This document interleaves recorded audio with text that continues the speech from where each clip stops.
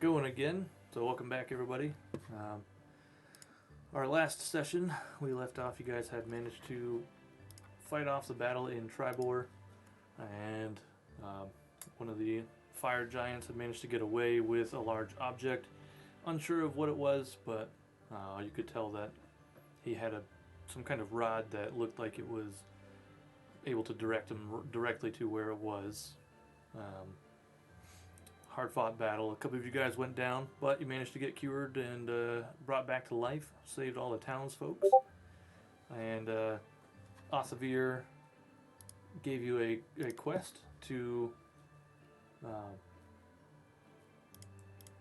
go up to Silverymoon. He gave you some info on his housemates from Waterdeep. They have a little outpost in Silverymoon, a little wagon that is a mobile wagon that they can move from here to there, but typically is in the market in the northern half of Silverymoon. They usually have a couple magic items, not typically for sale, but they do have them in there.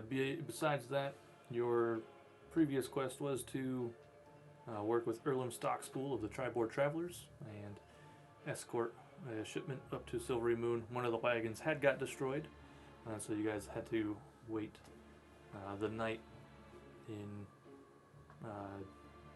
Tribor. But the morning started. You guys got on the road. We're rolling all right. First day was fine. Second day you lost a little bit of time. And then third day was really bad weather. You lost a whole day on that one. Couldn't travel. And then I brought you to day 4, where most of the day seemed like it was okay. You're making camp for the night, and then you heard some crashing through the trees from the north, and you saw 3 hill giants come crashing out of the forest. And from what I recall, it didn't look like they were super aggressive towards you at first, but Owen tried to approach, and then they looked like they turned aggressive. So we all rolled initiative, and that is where we left. So let me get the music right. This is not battle Can music. you put the link in the chat again? For some reason, Oh, it's not I working don't for you? know the one Yep. that I have saved. Here, you know what? I'm going to give you the local one and see if that works better for you, rather than the server one. Tuna? Alright, I sent you the link in Discord. Okay. Should be in alright up there. Mm, I can come grab her if I need to. come here.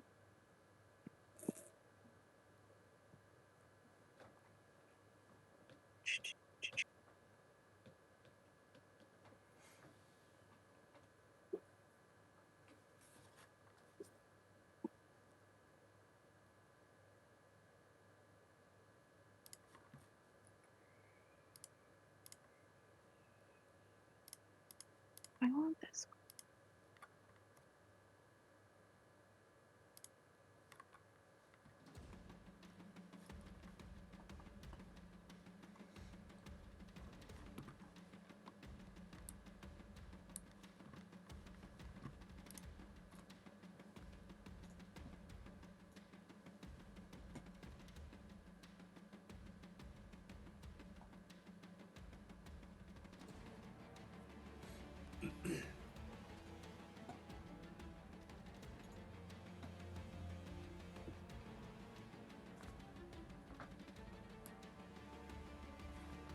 Alright, looks like you were able to get in.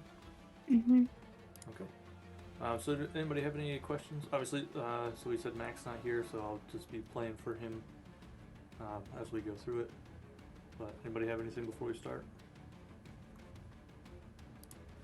No, I'm ready. Okay. Alright, so Gilda, you're up first.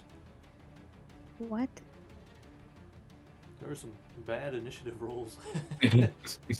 Oh Yeah. my god. This is the time I roll a nat 20. Well, no, I didn't. It was like +7 or something. Yeah. Okay, give me just one sec here. You rolled There's this situated. Oh, you rolled a 16, so that was pretty good. +4. Mm. Okay.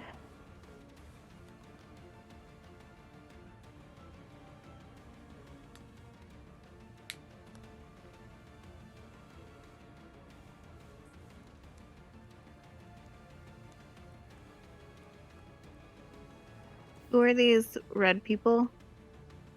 They are, I guess I didn't explain that to you. So there are 4 Okay. people traveling with you. There's 3 carts. So you have 3 drivers. The driver of the first one is Jen. Then the driver of the second one is Bindle. Jen is a human female. Bindle is a male gnome. The driver of the third one is Bola. She's a female half-orc. And then there's Silonis. He is a half-elf male, and he's been riding on the middle wagon. The middle wagon is the one that has all the goods on it. The front and back wagons are empty, meant for personnel carriage. So the way you guys had split it up, I think it was Mac, Wabu, and Ravo. You guys were in the rear wagon, Yep. Yep. and the other 3 were riding in the front wagon. Obviously, that doesn't really matter for right now because you're all around the campfire. So those guys are your friends.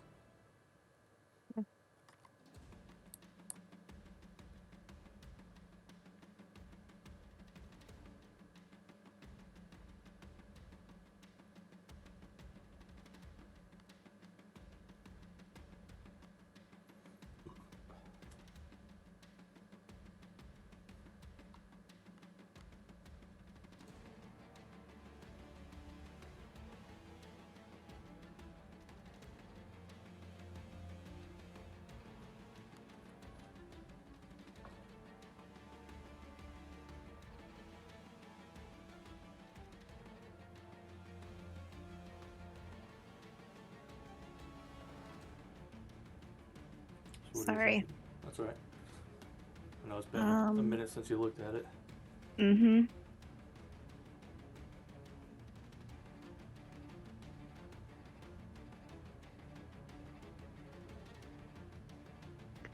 Okay, let's see.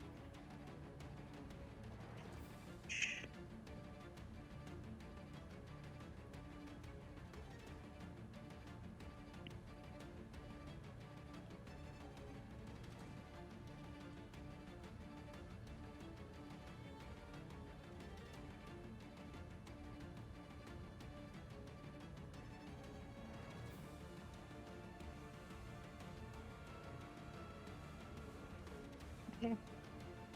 Oops. I am gonna move here. All right. And it is a large rock, as you Right. can see. So you are covered from a couple of the giants there.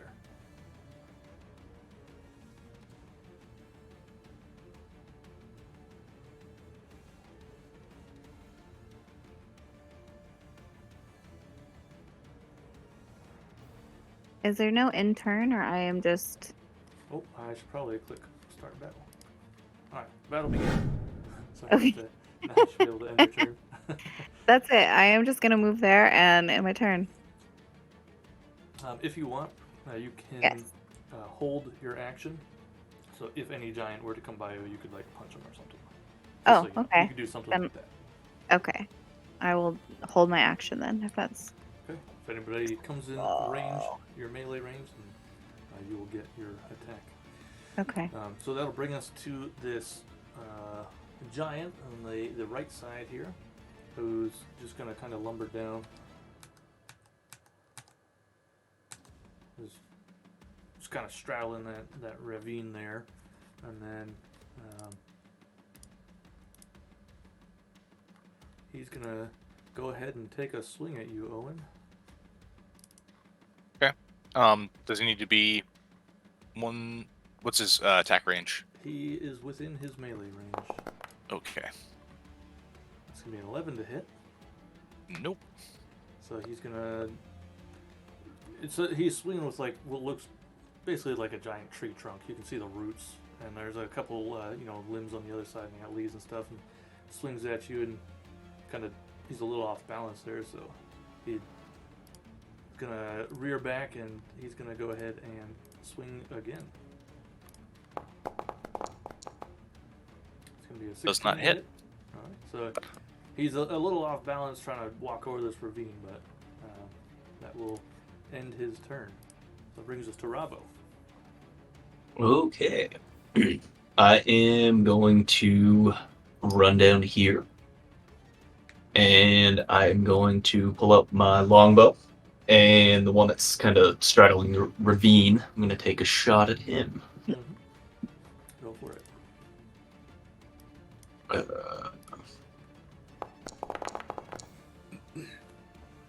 That just hits. Ooh. These guys are big and dumb. They're hard to miss. Alright, And I'm going to take a second attack. go for it. Ooh, nice. Like that. Does that count as a crit, correct? That is a crit, yep. Okay. So yeah, you won't do normal, you just do a crit. Very nice. Nice shot. Cool. Alright. And that will end my turn. Alright, so you fire off a couple arrows, and the first one hits, doesn't really seem to do much. The second one hits, and he kind of like reels back a little bit and kind of bellows out in pain. But so that's going to bring us to the giant that's way over on the left. He's coming down this way. It looks like he's headed towards the horses. He just kind of ignores everybody else for the moment. So that's going to bring us to Mac, who I'm going to try and play Mac the best I can. So he's going to start by using, I believe it's a bonus action, to pull out his little guy. Right, he is under...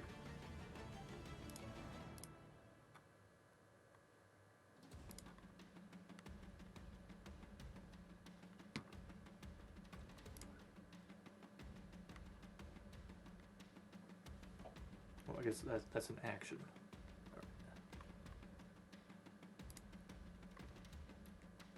Alright, so he is going to run down this way to...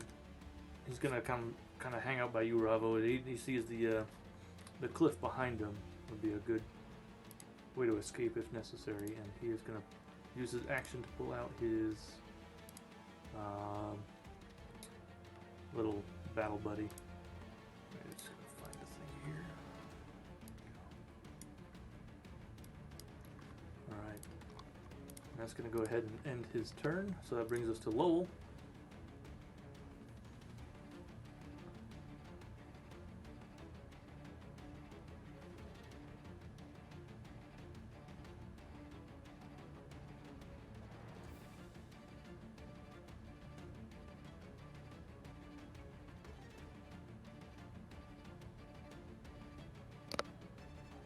Here.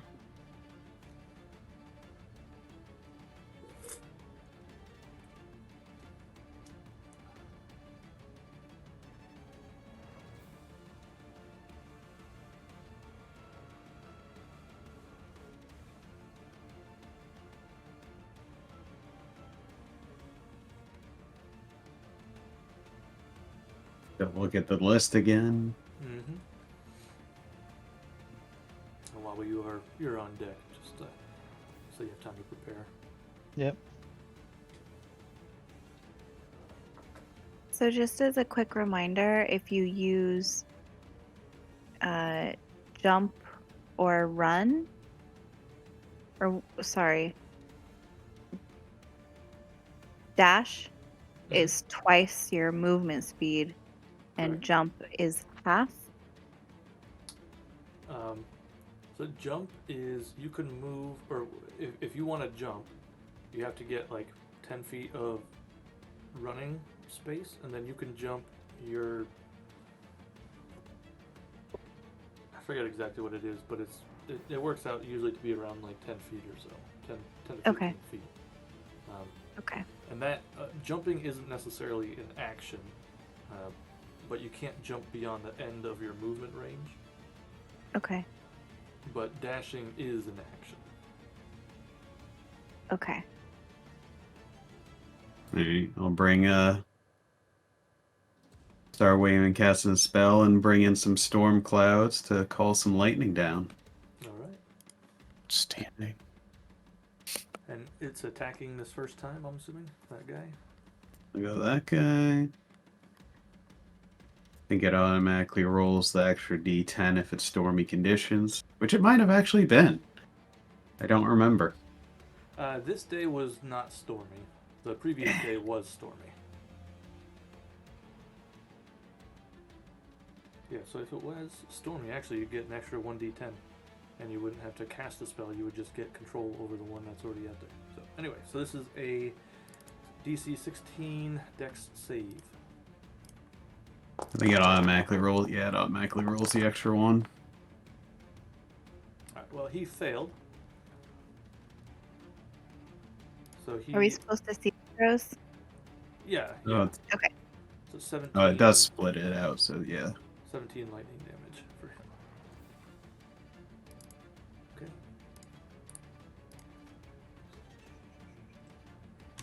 And turn is below my taskbar. There it is. Nice. Alright, so that will bring us to the other hill giant real quick before you go, Wobbly. He is going to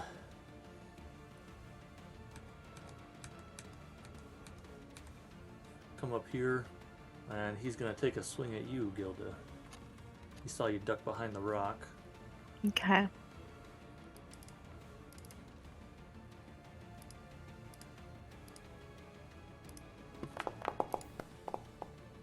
Oof. Alright. Well, he swings and... You know what? I'm going to say he swings well above your head, hits the rock, and it kind of sends a reverberation through him, and he ends up dropping his tree trunk weapon. So he'll have to pick that up next turn. So because he no longer has his weapon, that's going to go ahead and end his turn. He cannot do his second attack. Do I get an attack of opportunity? Nope, because he is not leaving your melee range. Okay. Hmm.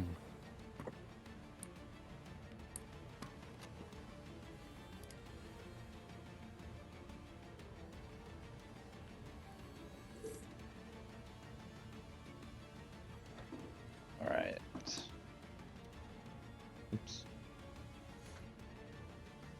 5, 10, 15, 20, 25. I think I'm gonna stand right here next to Ravo. Alright. And as a bonus action, I'm gonna cast Hex on this lower guy. Alright.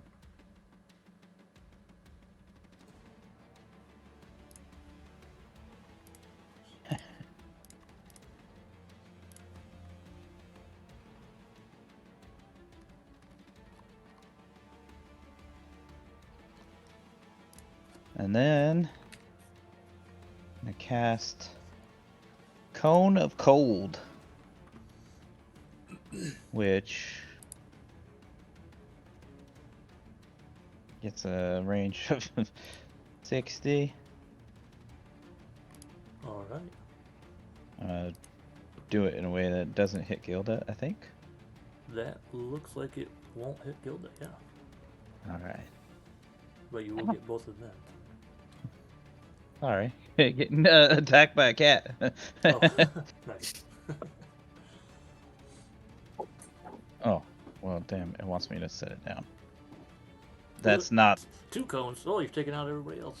No! I promise that's not where it's supposed to go. Mhm. You just prep to start blasting it, get in the shell, and have someone spin you. Boof! Double cone of cold. Look, somebody's dying. No, please go with the first one. Alright, so can you remove that one, or do you need me to remove it? I think I can. I don't know if I can I got it. click on it. All right. Yeah, if you go to the second tab down, the 90-degree measurement controls, Mhm. the first one, circle template, so it'll pop up like all the templates that you've laid down with a square above the origination. You can just hover your mouse over that and hit delete, and that'll take it off the map. You have explained this to me before. Yep. I hope this will be the last time. If it's not, that's fine. All right, so they have a DC 15 con save. Damn it. All right, so That sucks. we will start with the bottom guy first.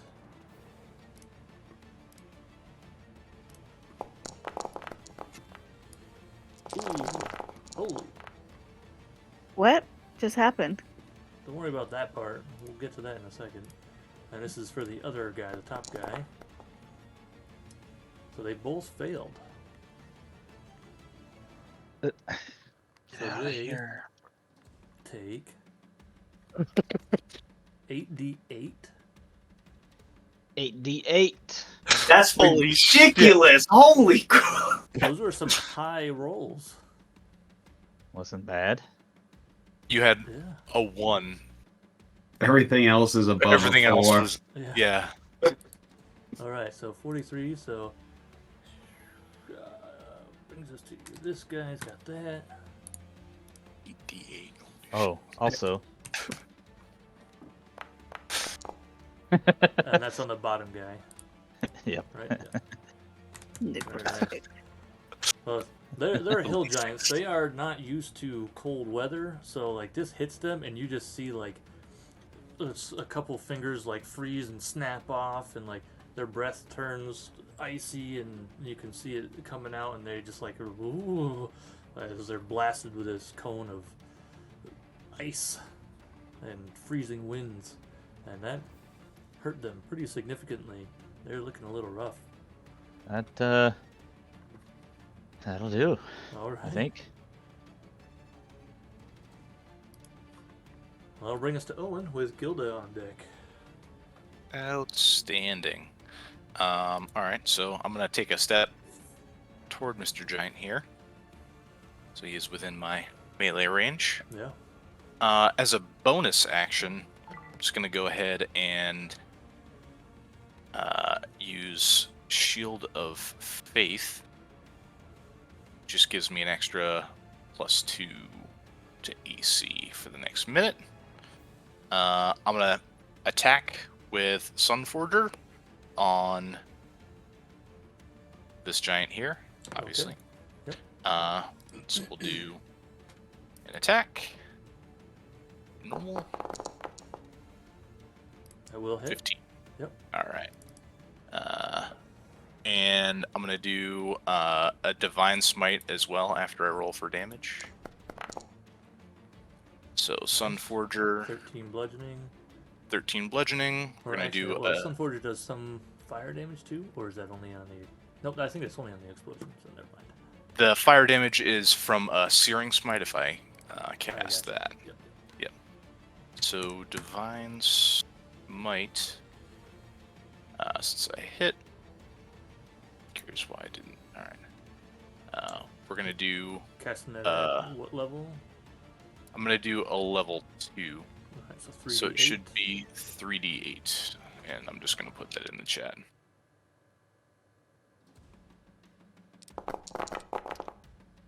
All right, an extra 8. Nice, nice. Not great, but I'll take it. All right, and then I'm going to just go ahead and actually I'm gonna pass on the Inspiring Smite. I'm just gonna go ahead and attack again. Gotcha. Yep. Sunforger. That definitely hits.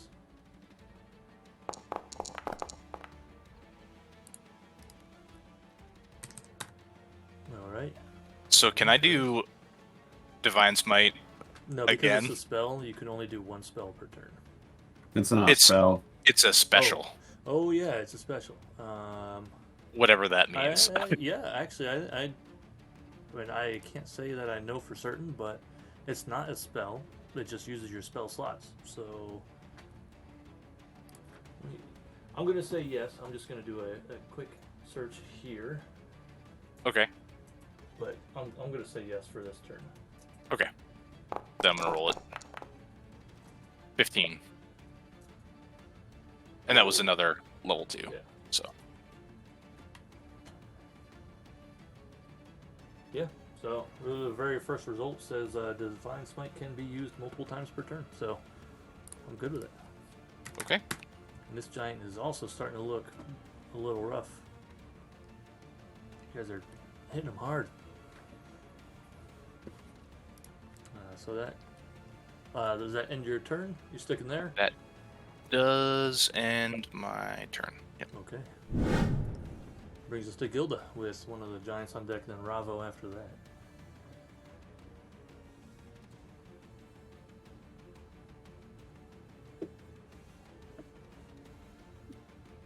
We're gonna go old school. So this guy, The bottom one.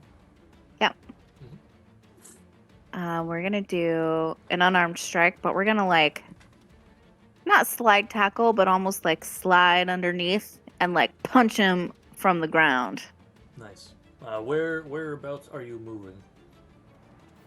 Like here. Or, you know. You can just move your token real quick. Oh, there you go. Okay. Oh, Yeah. I just yeah. wanted to make sure you didn't go too far away. Out No. of the other guy's melee range. So yeah, you're good. So all right. So you come in sliding, punching from the ground, or kicking, or Yeah. ground attack. Yes. Super effective. That'll hit. Oh. Does it hit? Yeah. Yep. That hits. Oh. They are That big surprised me. and bulky, and they don't have much armor. So Okay. all right.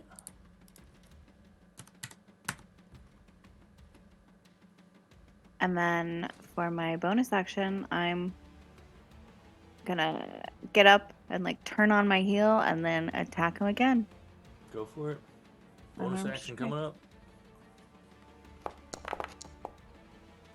Nice. Still hitting.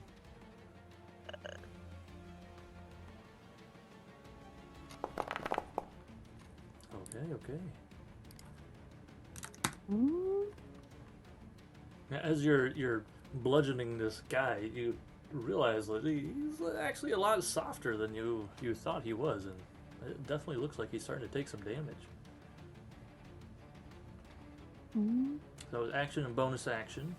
So you still have some movement if you would like, or your key points.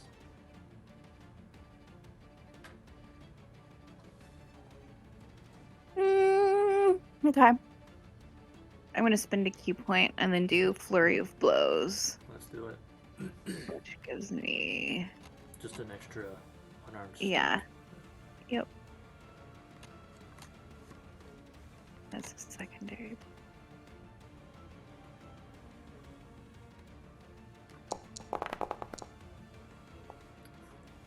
That one hits. It almost landed on a 5.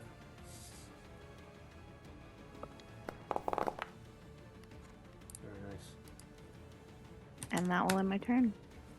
Alright, you're sticking where you are. You do get to disengage because of your flurry of blows. So if you wanted to jump away from them, you could, and they would not get their attack of opportunity. Oh, okay. Yeah, I'll do that. I'm just Actually, gonna- hold on. Before I recommend that to you, let me just check something. Okay. The The flurry of blows. I think I do yes, get that. okay, yep, yeah.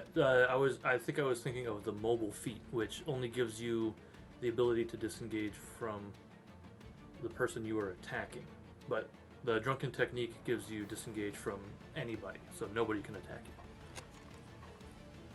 And I think you used 15 feet to get there, or no, 10 feet to get there. So you should Yeah. still have 35 feet left if you want. I'm just gonna come back behind this little rock.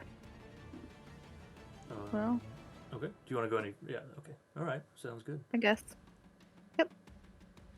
Now, did you take a level in something else, or are all 5 in Monk? I have one in Bard because I wanted just those couple of spell slots in Bardic Inspiration, Mm. but I haven't quite figured out how to play that part yet. Yeah. Integrating spells into a mostly melee character, I think, is definitely a difficult task.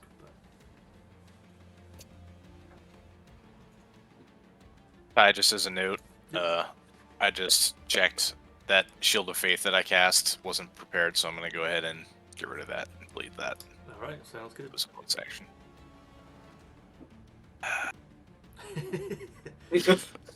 I was off by a line there.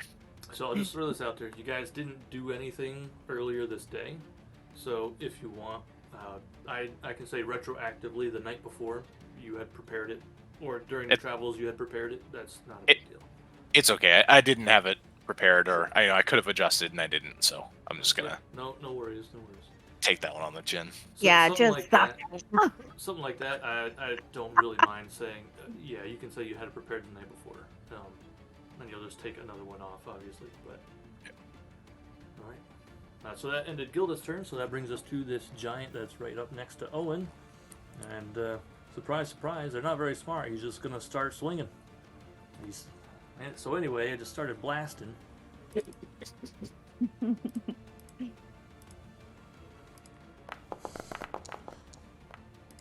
gonna be a 19 to hit, and the second one will be a 21 to hit. That also hits. All right, so damage on the first. Take 17 points of bludgeoning damage. Okay. And then the second one, not as much, 10 points of bludgeoning damage. As he comes at you with his tree trunk, just boof, boof. And that will end his turn. So that brings us to Ravo. Do you have that special tool going? I do have it, but it takes an action. I am going to run up and then use my Blessing of the Raven Queen to get behind this giant. Very nice, I like it. That's And just a bonus action? Or yes. just at will? Okay, bonus action. No, that's a bonus action. Gotcha. And then I will take my rapier, and I will. I do have advantage because of Flanking. Owen, right? Yep. Well, oh yeah. You're flanking Yeah. now anyway, so you got.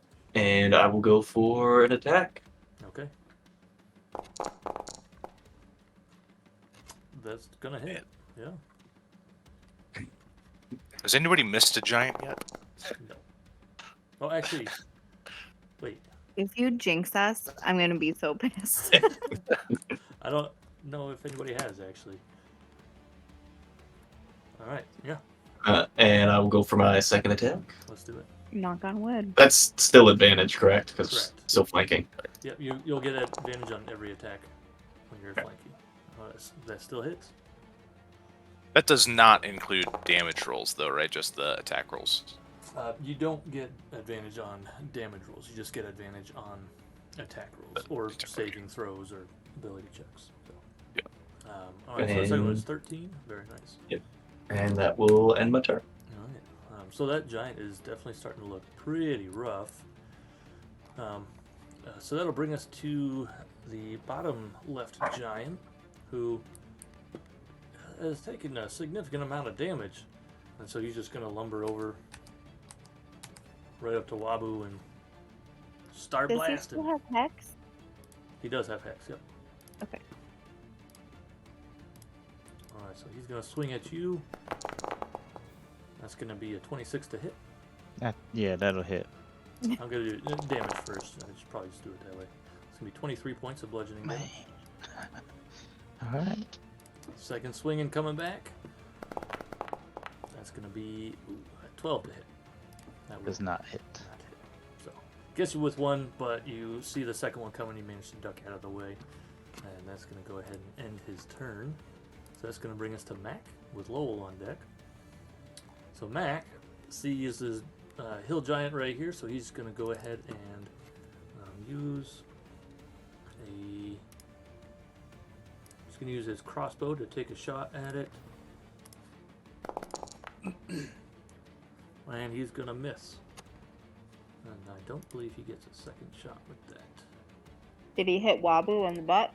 No, it wasn't a bad enough shot. he did okay. My butt's behind the shell. Yeah. Couldn't hit it. Alright, so then he's going to use, I believe this is the one. Yeah, so he's going to use his little cannon there. He's going to shoot at that same guy.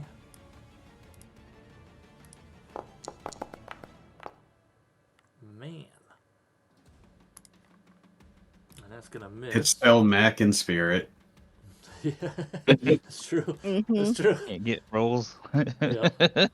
And so he's going to have his cannon move back here, and he's going to come behind this tent here. And that's going to go ahead and end his turn. So that brings us to Lowell.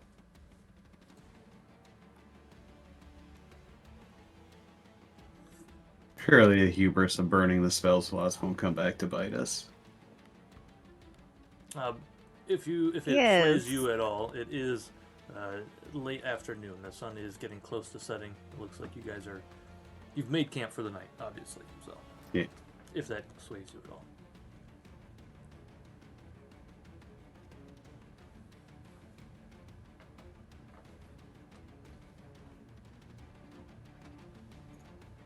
Oh, no, that's not where I want it.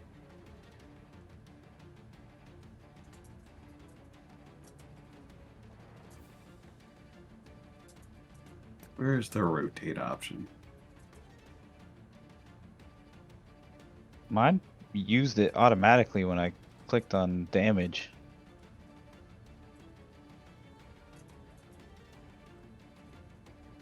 Well, put the template down, but either way, rotate it out. I'm gonna do the line to hit the 2.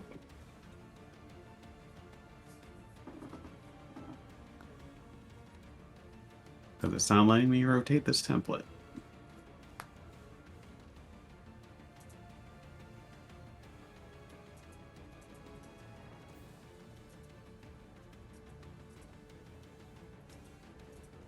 Wabu, when you get hit, is it technically vandalism?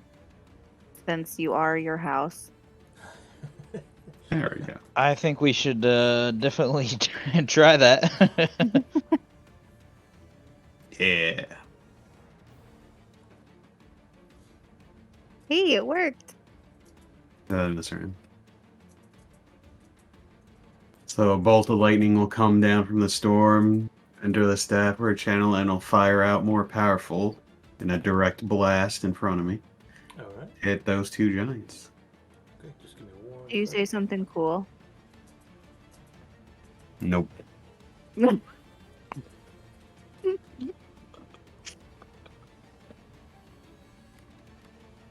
Alright, so you are lightning bolting those 2 giants, so that is a DC 16 Dex save. Let's see. These guys are not very dexterous. I don't know if you got that. think I that's kind of better assumed. call than Constitution. They're good on Constitution, but Yeah. Probably Constitution and Strength. Yeah. Yeah.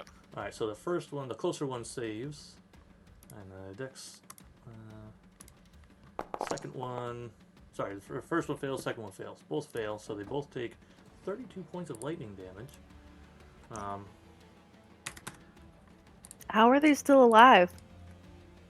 Well, the one closest to you, the one that's close to Wabu, is no longer alive. So,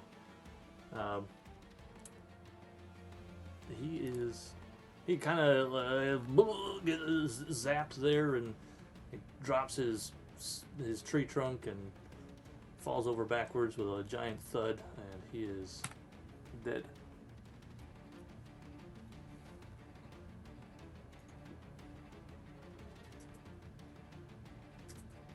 And that'll end my turn, and I have a crazy ass dog that wants to go out. Okay, we can take a quick break if you guys want. Does our dog can, need to go out? No, she's sleeping. Okay. I can keep trucking till it comes back. Yeah. It's my turn. Yeah, sure. That will be just fine.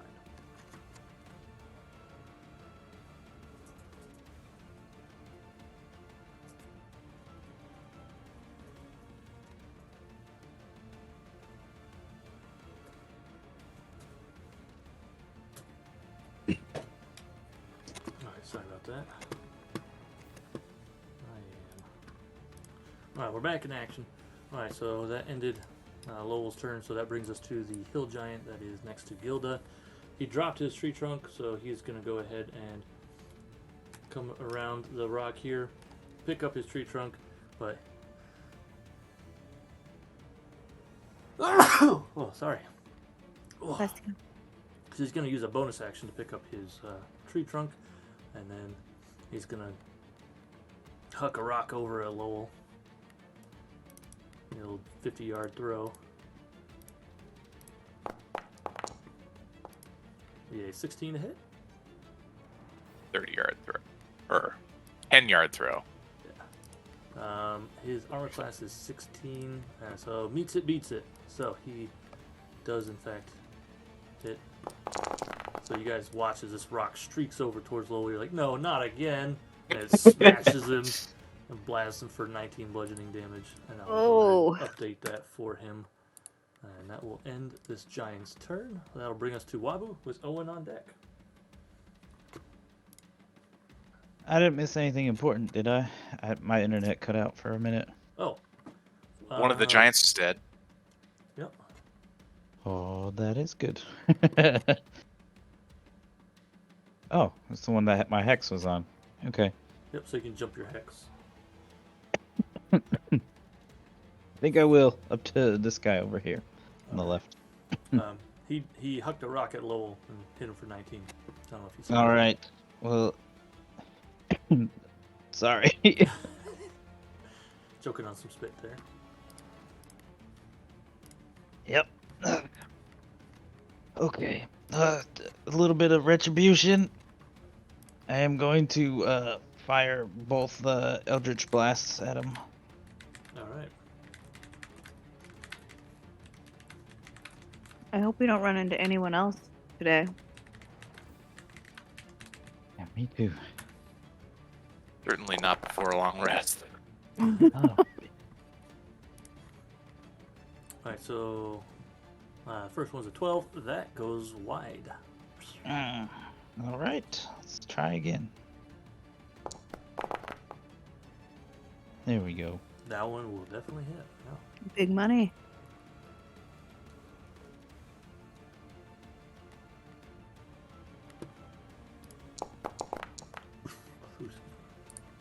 Okay. He's looking pretty rough, but he's still standing. Hang on. I got my necrotic. Oh, yep. My hex. Product damage, yep. 1d6. Yeah. How do you guys remember this stuff? Like, I mean, how much damage is your unarmed strike? You probably know that off the bat, right? no. It was 1d6. Oh, I think it's just pure repetition. Like you come to learn it. that's very, very kind. But Yeah. And he's used Ooh. hex quite a bit. Yeah. I did forget that I'm supposed to choose an ability when I cast Hex that they have disadvantage on. Oh, it hasn't mattered so far, but you can choose. I'm just gonna go with Constitution All right. for future reference. Yep. Did they have a con save earlier? I think they did. I don't remember if they saved. Yeah, it was on a spell that I cast. Oh, so they must have failed then. They did, surprisingly, but All right. I think I will probably. No, I will retreat a little bit and come back on this side of Lowell. As you do that, you are within range of him, so he's going to go ahead and swing his tree trunk at you. I'm in range. Yes. They've got reach, 10 feet. I was here. I was up here. You were right here. Yeah. You only have one square in between you and him. You could move What are you 5 feet. talking and about? That's 10 feet right there. Yeah. I don't have anybody there on my screen. What? I think when your internet cut out, it didn't Oh. update the positioning. Oh my god. Has it updated now? He's standing on the rock. Oh boy. Oh boy. No, he's like just to the left of Gilda, left down of Gilda. Do you see where my 10-foot measuring stick Yeah. is? Yeah, he's Yep. right there. So when I did all this, he's up here on my screen. So he is occupying these 3x3s right here. Okay. If that changes your decision on moving or not. Changes it slightly. Yeah. Sure. I don't want to just give him a attack of opportunity here. Guess I'll just stand in place and hope he doesn't see me. Okay. I am going to exit out and see if I can't reload back in. Yeah, go for it. I mean, you good? All right, let's do a little swinging with Sunforger. Okay. I get Tackle. advantage on this, yeah, because Ravo's Correct. behind him. Yep. Didn't matter. Wow, 2 12s. 2 12s. All right, Yeah, that'll hit. let's do some damage.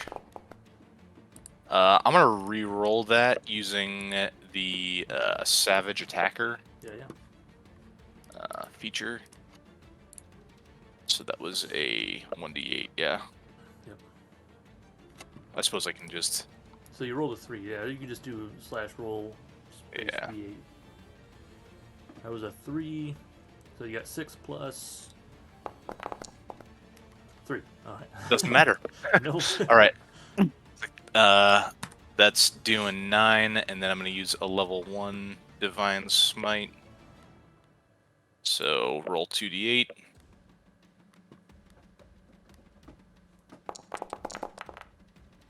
Woo, yeah. 15. With that divine smite, he sees God and goes to visit whatever God he knows and dies. Outstanding. Can I? You still have your movement and your attack. Your second attack. Yeah. And you can get Let me right up check next to here. Gilda there if you wanted. I'm also gonna cast, since I am gonna be moving. I'm just gonna use the Divine Smite ability. I mean, Inspiring Smite, and give Temporary myself some temp hit That points. was a good ass roll. Yeah, it was. Alright, so there's my temp hit points, and then we'll go ahead and we'll come down here next to Gilda and take my second attack. Alright. So, I wasn't home most of the day, so he's just a goddamn psychopath. oh, I bet.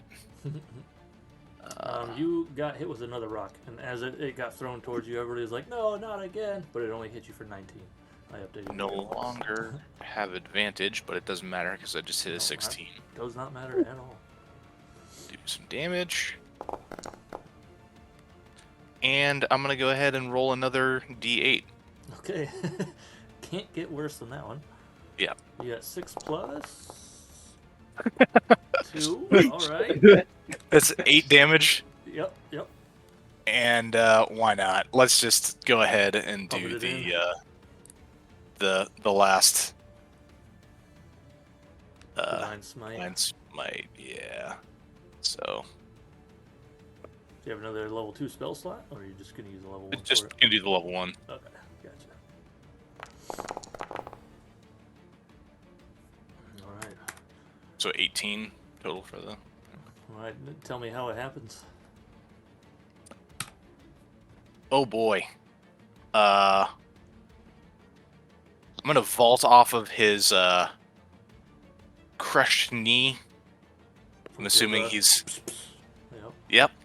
And I'm going to smash him in his big dumb forehead. And just vaporize his fucking face with my divine light. Please tell me you have a good catchphrase for this from Owen. I didn't have one prepared. I'm sorry. It was, That's fine. That's fine. I didn't think I was gonna finish him. All right. Well, with that, we are no longer in combat, so I can stop the battle. And we're back to regular old relaxed time. So, as everything kind of winds down, the last giant falls. Everybody's kind of panting a little bit, and that battle went a lot better. You look around, everybody's still standing. The horses are obviously a little scared. They're kind of jumping around, but they were tethered off, and they're still there. I think my Is it spell still is cracked. cloudy? It's still cloudy from Lowell's storm.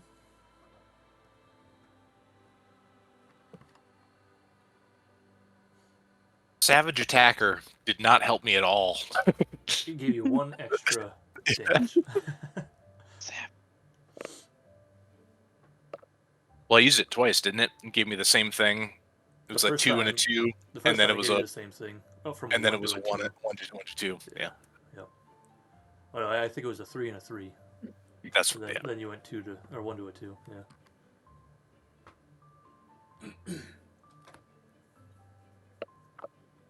Ooh. I'll dissipate the storm cloud. Can I take a look at the giant in front of me and see if I can salvage either of the arrows that I shot at it? Yeah, go ahead and give me. I'll say for that one, investigation.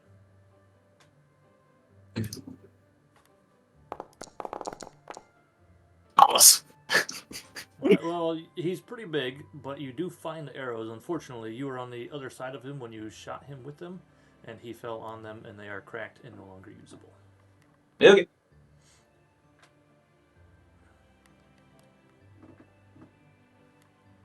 All right, but the rest of the evening is yours. I'm going to go ahead and sit here next to the fire, and I actually don't believe that I ever equipped any more spells after the last level up, but I should have at least one more equipable slot.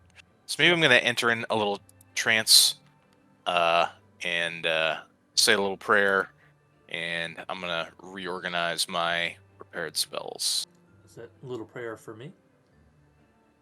Yes, yeah. Well, for me, you know. Well, yeah. Say a little prayer for me. I don't know if that was the song I was thinking of, but yeah. Forever and never. That might be the one. I don't know the song that well. Yeah. That is interesting. Oh, everybody's getting real close to the fire. Must have gotten cold in that battle. Yeah. I'm Well, pretty- while we fucking put out cold hands, the whole place is just True. snow. That's a fact, yeah. a little chilly, but I'm a little hurt, so I'm gonna curl up in my shell for a little while, nurse my wounds. All right. I'm going to just go ahead and just lay some hands on myself. Just take that pool and just spend it, Sure. just yeah. in case something comes out in the middle of the night while we're resting. 39. I'm assuming Wabu's just like curl up in a shell, so I'm just gonna like sit cross-legged on top of him. Go for it.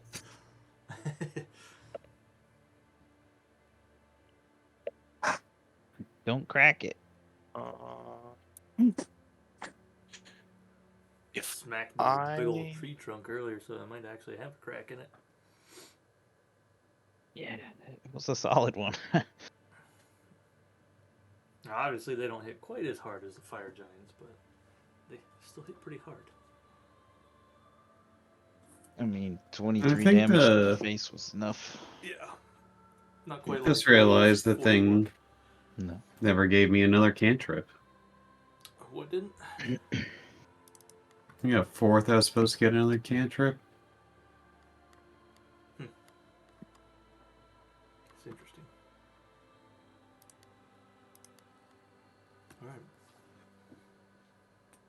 All right. I mean, you can just like check on D&D Beyond. If it says you got a 4th cantrip, then yeah, just you can add it in. I think you should be able to just add it in, right? Yeah, I gotta mess with the interface. Yeah. Or Alright, so just- but if you want, you can add it in D&D Beyond and just let me know, and I can just, excuse me, re-import your character.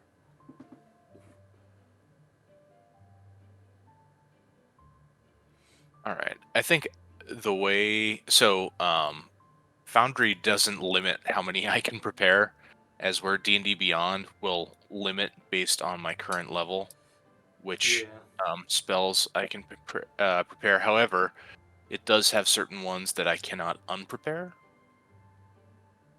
in Foundry. I think those are the paladin spells that are automatically prepared. That could be, yeah. Yeah, I think Divine Smite, it's a special, so you just automatically get that. But I Bolt also... and Heroism, Yep. those come from, I think, like your subclass stuff. Right. Pretty sure. So, yeah, there's no preparing needed of those, you just have them. Right. So, I forget what your prepare... I just looked it up. It is. should be... I think it's like your spellcasting DC, or I mean your spellcasting modifier plus your proficiency level or something. Charisma modifier plus half your paladin level, rounded down. Okay, so your charisma modifier is a 2. Plus your half your level rounded down, so 2. It should be 4. So I would get 4 first level and 2 second level spell slots. Well, so those are your spell slots. Spell slots. But Yeah. not your prepared spells. You can prepare 4 spells. Charisma modifier plus half rounded down. Spell must be of a level for which you have spell slots. Okay, yeah, so just 4. Yep. I get 4 in addition to the ones that are I think I had that written out here somewhere earlier before, just to double check on that. But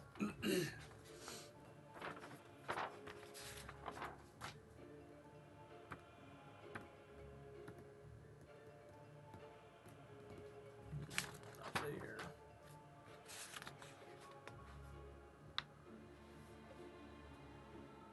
Yeah. Yep. All right. Well, if nobody has anything left to do, we can go ahead and you guys are, resting around the fire. And a couple of them go to bed. Do you guys set up a watch? Yep, I'm gonna post up on this rock, Okay. and with my dark vision, I have 90 feet of vision, so I got a good vantage point. All right. So as you are sitting there at night, are you taking the whole night or? I need 4 hours, Okay. so I guess I can rest for the first 4 hours, and then when it's really dark, I'll be up and watching. If somebody wants to take the first 4 hours of watch, then I can be up the rest of the night. I'll take a couple hours. 2, and he'll take the I'll rest. take a couple. All right. All right. So who is the first one? Oh, when you're taking the first 2. Everybody else is going to bed. All right. So go ahead and roll me a perception check. Okay. After that battle, your senses are, fairly heightened, and you got kind of the battle rage flowing through you, so you're pretty keenly aware of the things around you. Invigorated. Yeah, that's right. So you hear, all the little animals scurrying around the woods, occasional, horse foots, hooves stomping around, and occasional, heavy breathing, some snores from some people in the tents. But your watch passes uneventful. Next is Gilda. Mm-hmm. You go ahead and roll me a perception check.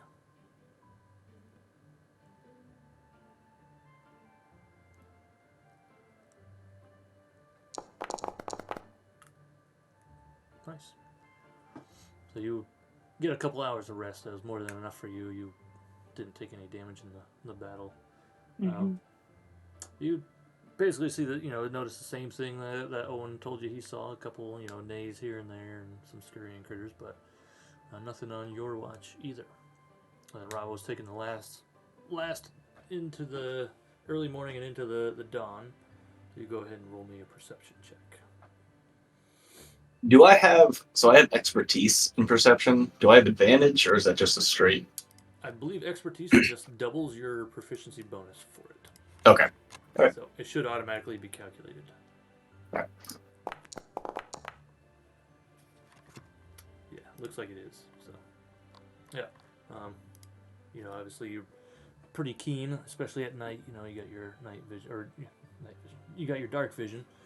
But yeah, it looks mostly clear at night, and you can see quite a few stars. And you see the moons coming up, and hear all the critters and stuff. And nothing happens on your watch as well.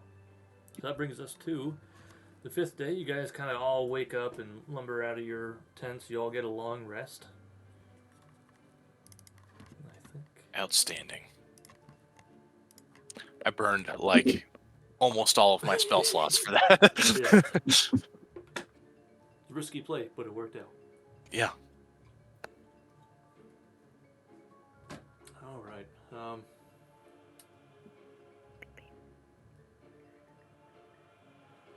So you guys, pack your tents up and start loading up the carts again. Get the horses hitched up, and get just a little bit of breakfast and stuff. And then you guys are ready to head out on day 5. So go ahead and activate this one. So let's see. We went here, here, here. Do you remember the order in which we were rolling? I have the order. If I scroll up a little bit, before the battles, we went. Pretty sure I was day 3. I think I was day 1. Yeah, so we went Ravo, Owen, Wabu, Mac. So we got Gilda and Lowell next. What am I rolling? You can prepare another spell. It's just a That's D20. counting.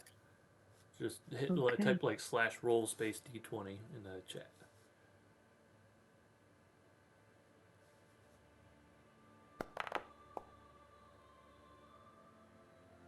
Ooh, sorry. Let me see what you got. 6 giants this time. It's 8 giants. Just kidding. So that. Go ahead and roll me a D6. Okay, hold on 1 second. I gotta let the doggy out Okay. Yeah, let's go ahead and take a quick break anyway. just for a second. Sorry.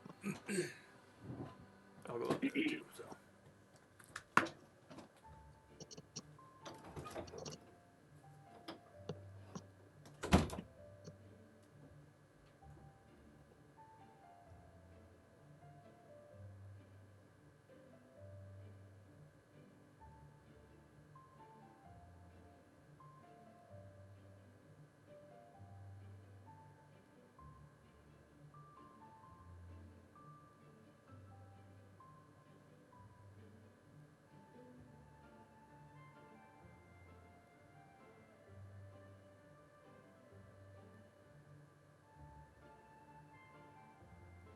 Oh,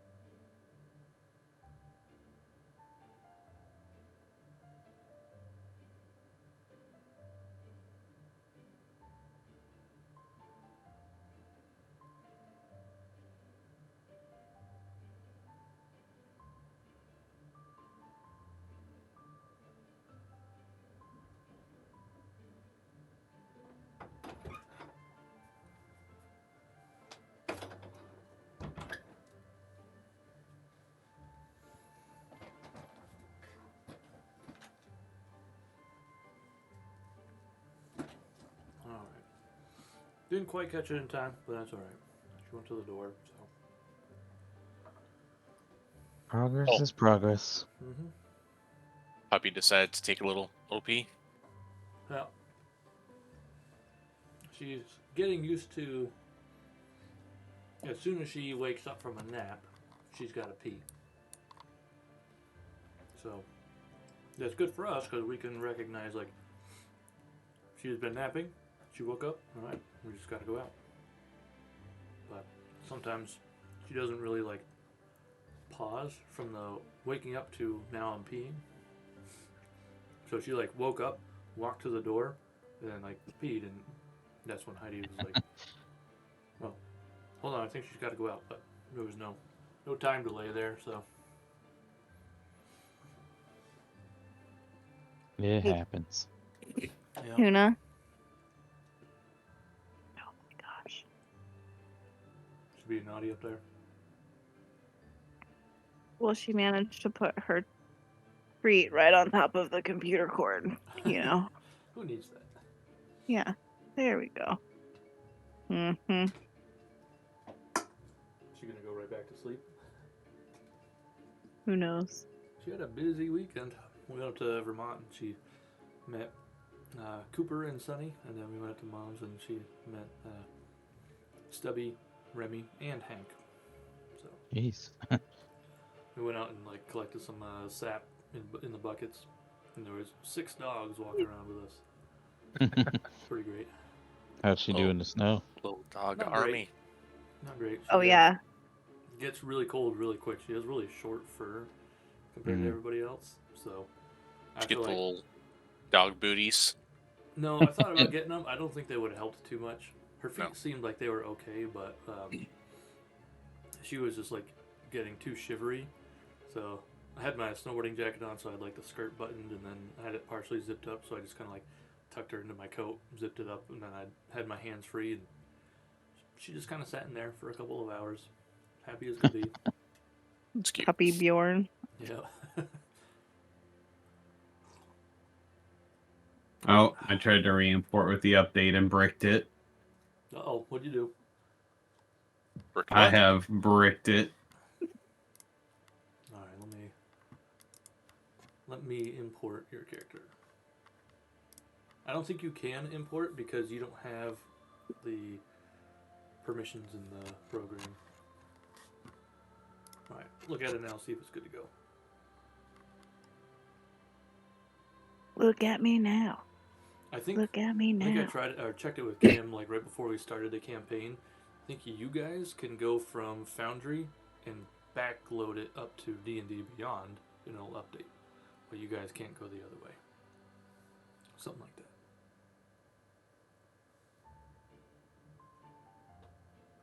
Did it work that time? Yep. Cool. Yeah. So I guess anytime you guys make any change to your character, just let me know. It takes 2 seconds for me to just re-import your character. It saves the URL and everything in Foundry, which is pretty nice.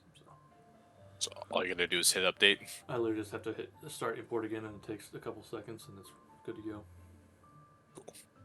Yeah, that is nice.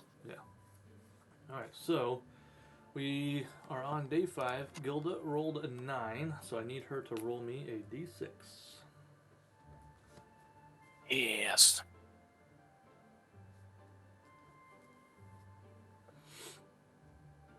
/ roll space d6. Ah, yes. You had everything right in there. You just got to move the slash. It's that kind of Oh, dyslexia. Oh, God, I'm so sorry. All right, it happened to me too.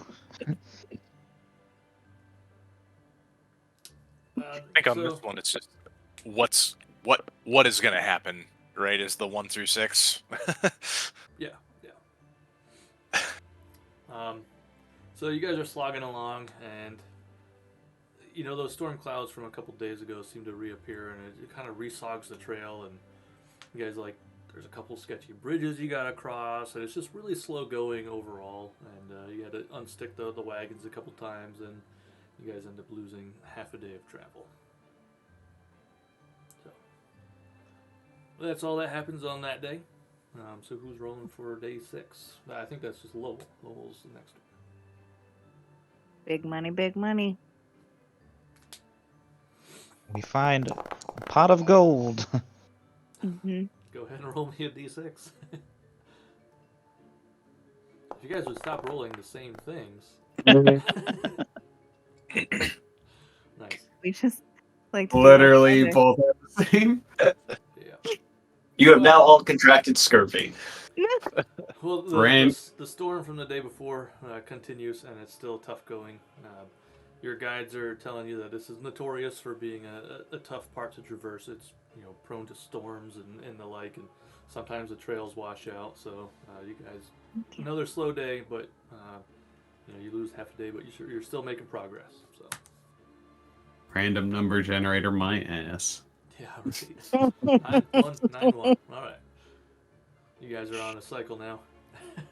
Top of the order, Ravo, right? Let's just check something real quick. Gilda, just do / roll d20. Lowell, you do / roll d20. If this is the same number, you guys are the same person. We're fucked. Yeah. It's like, what, a 1 in 400 chance? Yeah. Boom. All right. We're right. good. Moving on. All right, back to the top No, with 1 in- Ravo.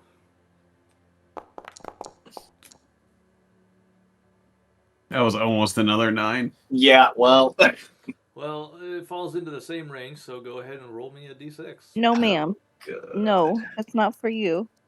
Just did a Puppies 1. don't play computer. I think it's a 1. No. Ah, 2. All Not any right. better. The storm continues. Minus half a day. All right. We need some gamblers. Somebody get us some big Need numbers. some better luck. Yeah. All This right. trip is the rest of the campaign. Luna, what are you doing? Oh, you're trying to get your tail. Okay. Owen, you're up. All right. Yep. D20. D20.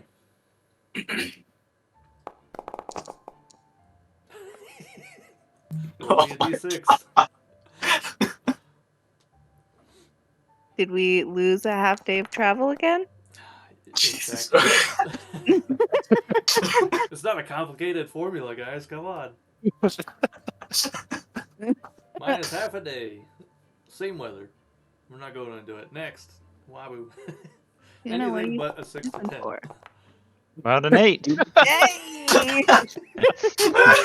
You know what to do. No way. All right. No, guys. No way. This is ridiculous. Alright. Alright. Owen and Wahoo, you guys both roll a d20. If you're on the same cycle, we gotta check. Hey, what is it? That's a 20. Jeez. 30. Okay, Oh. Really? Right.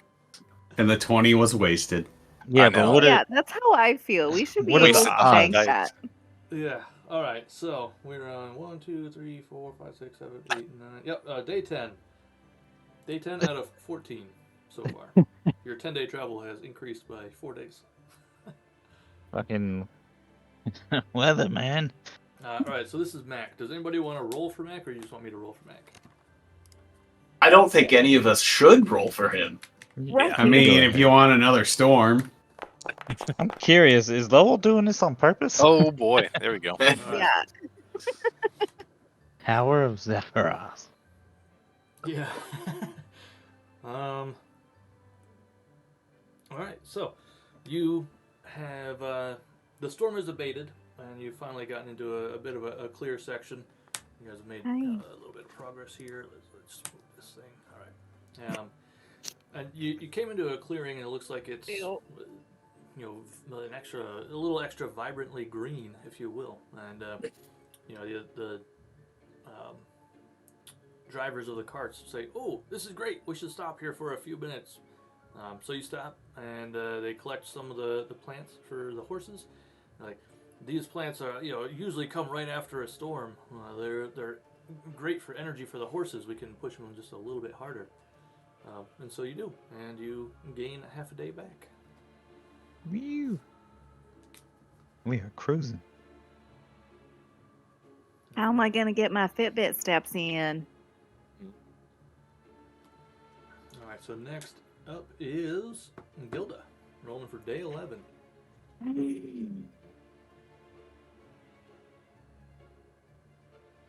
Did I do it right this time? You sure did. All right. So, kind of continuing from the previous day where it was excellent weather, it's still quite nice weather, and you make Ow. excellent time, and you don't gain or lose any. You just kind of keep pace with the expected, and you guys are on track. No, ma'am. Day 12, who's rolling? You can Hmm. play. Oh, actually, Yes, Lowell. mate. Lowell. Yep, Lowell's up.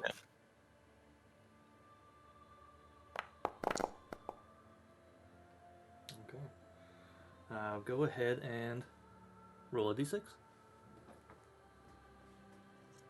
Back to all reliable. In fact, you are correct. That half day you gained earlier, you lose again. So you are back up to Thanks 14 a lot, apiece. Lowell. That's always good. Nice.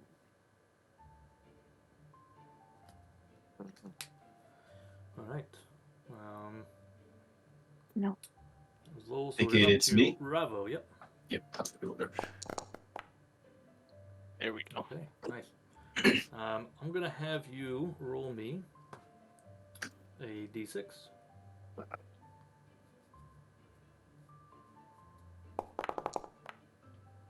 Okay. Let me just.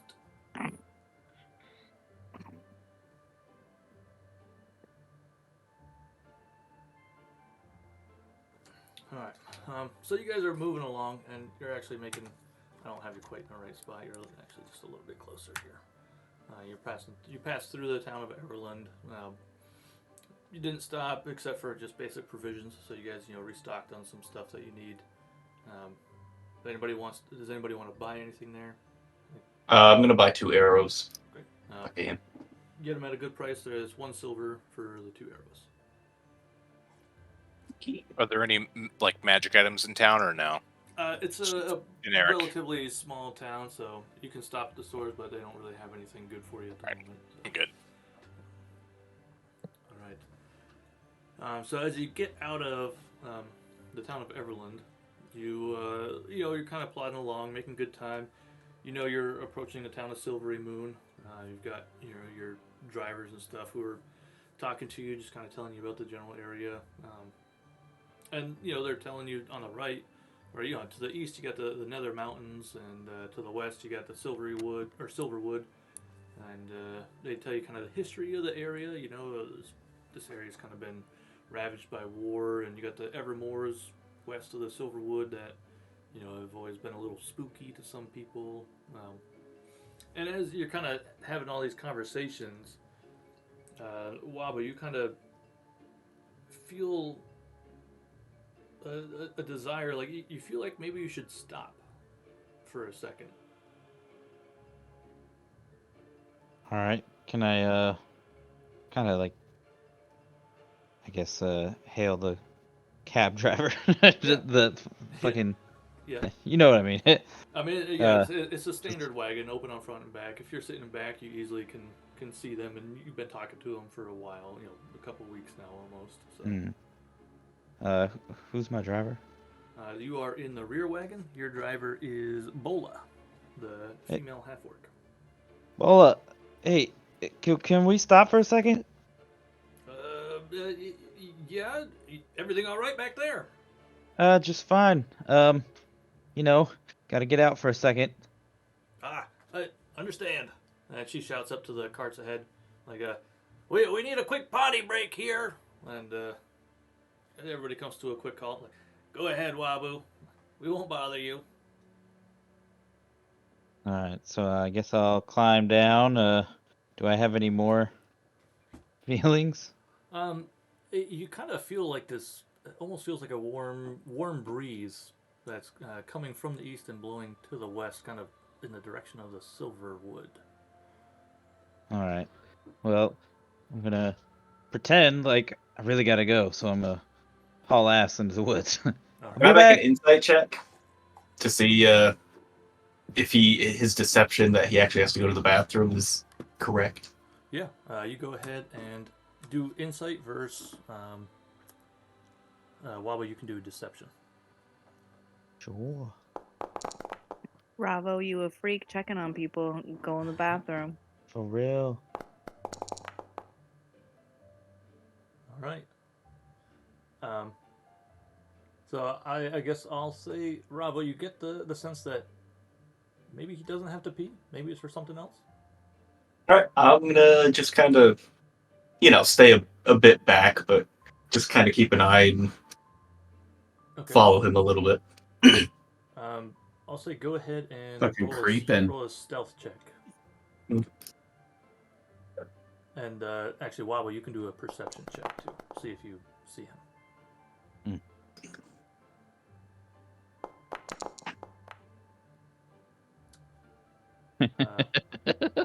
Ooh. Rollies, I guess. Go ahead and each roll a d20. Whoever wins on the d20 is the winner of that check.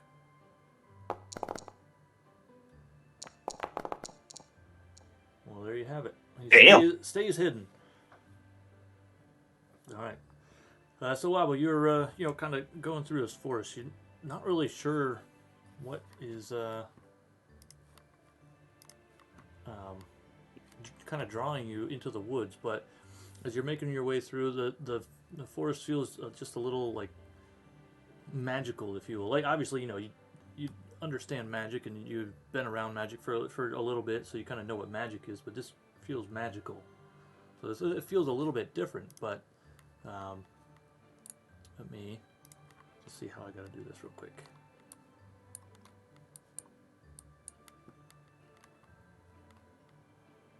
Yeah.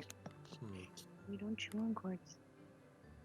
Not sure how this is gonna work, but Down.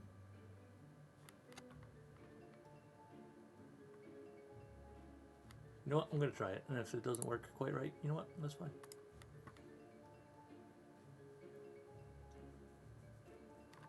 All right, nobody can see anything, right? It's black.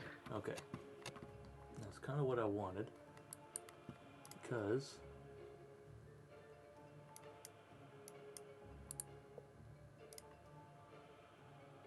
alright. Only you can see right now, right? I look so magical. Yeah. This is lovely. So obviously nobody else is there at the moment. Ravo, you are tailing behind. But so Wabu, as you are going through these woods, you come across this pool of water, and it feels like you feel like that's kind of where the warm wind is pushing you a little bit. I'm just gonna enter in and, as a appreciator of nature, kind of like marvel, like, wow, this is really nice. All right. Go ahead and roll me a perception check.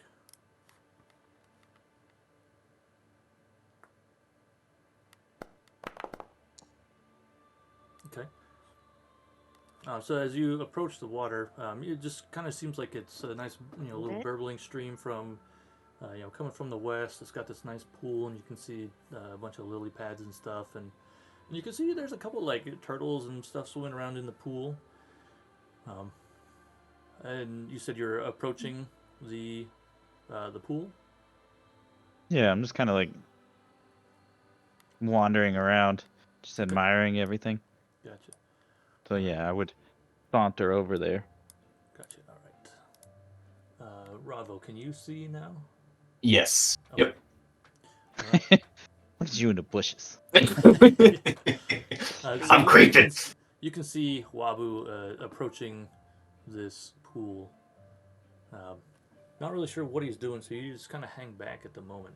And Wabu, as you get real close, right about there, you start to see something under the water. And then all of a sudden, bursting out of the water is... Oh god, I hope it's good. it looks like a turtle, if you will, but significantly larger. Looks like it's got a massive shell, about 8 feet across or so, a huge head, and it jumps out of the water and is staring at you. Holy shit! And it's not doing anything. It's just kind of staring at you. Actually, go ahead and give me an insight or perception check, your choice.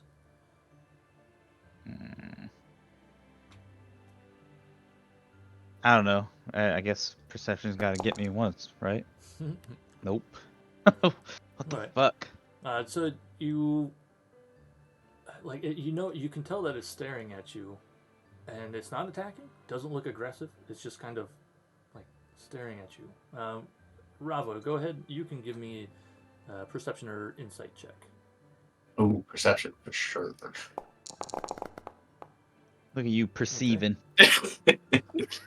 All right, so Ravo, from your point, you can see that the turtle, I mean it's a baby dragon turtle, and you can tell that it kind of looks like it has a look of pain on its face, and as you look a little bit closer, you kind of see a sparkle coming from its left side. It looks like there's maybe something wedged in between the shell and its neck. And it's just kind of sitting there staring at Wabu. You can see it's not looking aggressive or anything, but it does look like it's in pain. Okay. I'm just gonna hang back and kind of watch for a minute. Okay. Ravo, have you sought help with your problem? He just wants to see turtle dick. I'm curious. I gotta be honest. Being that I'm not super intelligent, and it doesn't seem to be attacking me, I'm going to step closer. Okay. All right. And I'm gonna say, "Hey, my name is Wabu. Please don't eat me." It does reply, so you can tell it's an intelligent creature. It sounds like a very guttural language, and you can't make out what it is, but well, actually, yeah, you don't have the ability to understand. You can just read, right? I'm going over my shit now. Yeah, I think that's can what read, your yes. Eyes of the Glyph, whatever. Yeah, eyes of the Rune Keeper. Yeah, so you can just read. Yes. All right, gotcha. Well, you. It is not speaking fiendish, is it? It is not. No. Okay. It is speaking a language, but you're uncertain what language it is. As it's speaking, though, you kind of are reminded, like you kind of get the same feeling of when you were on Zephyros's tower, and that large dragon came in. The dragon wasn't talking to you; it was talking to Gilda, but you kind of get the feeling that there's like a connection there. Mm. I guess I'm gonna ask. Did you bring me here?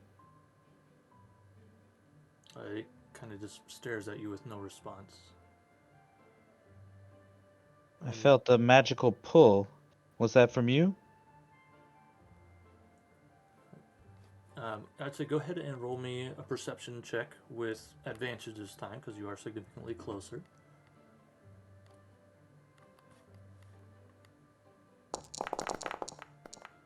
Hey. Okay. It's at this time that you've been, staring at it in, close proximity, and you kind of understand that it's staring at you because it's in a little bit of pain. It doesn't know exactly what's going on, but it does know that it's hurting a little bit. And you also see a slight glimmer from in between its shell and neck on its left front side. Okay. I'm gonna point at it like that. It just kind of sighs a little bit and lays down. Okay. I'm gonna get up close to it and see what I can do. You know, if I can pull it off or out, or Yeah. you know, So if it's as you look at it, it looks like.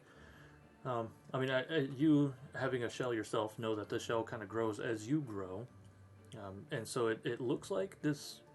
It's a little stone, and it looks like it's been there for a while, and so the shell is like starting to encase it, and you can see like as the shell is pushing on the stone, it's like starting to make it dig into its neck, and that's why it looks like it's hurting because it's now causing it to, cut through the skin just a little bit. all right. Can I prod it? See if I can grab it and Yep. pull on it. So you can poke it with a stick. It doesn't really move. The turtle doesn't seem to like that so much because you imagine like you're poking it and it's pushing it into the wound a little bit. But Trying to um, be gentle.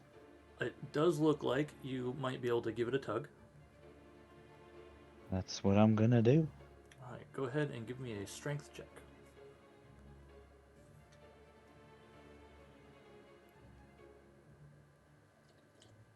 I like how the scenario is like the person who's worst equipped to deal with it. I'm turtle. All right.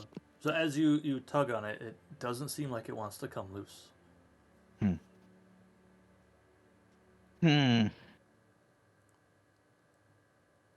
What else can I do?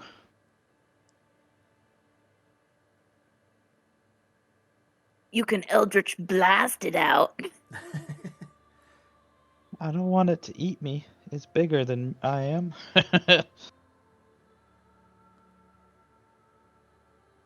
Well, what in the fuck? Are you doing anything back there, Ravo? Or are you still just hanging out watching? I'm just kind of watching. Mhm. Can't tell us what you're doing. Creeping. Put your dick away.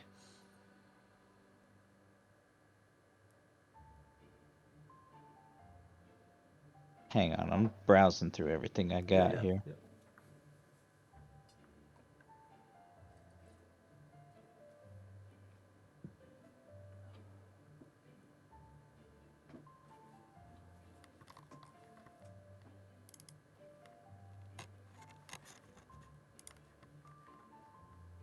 Would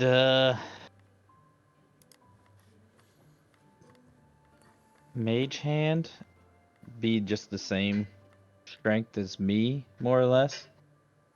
Or I will say, so Mage Hand is typically supposed to be pretty weak. yeah. But I'll I mean, say so am I. you could put the Mage Hand on it, and you could also pull on it, and that'll give you advantage on your strength check. All right, I will Try that try again. that. Okay.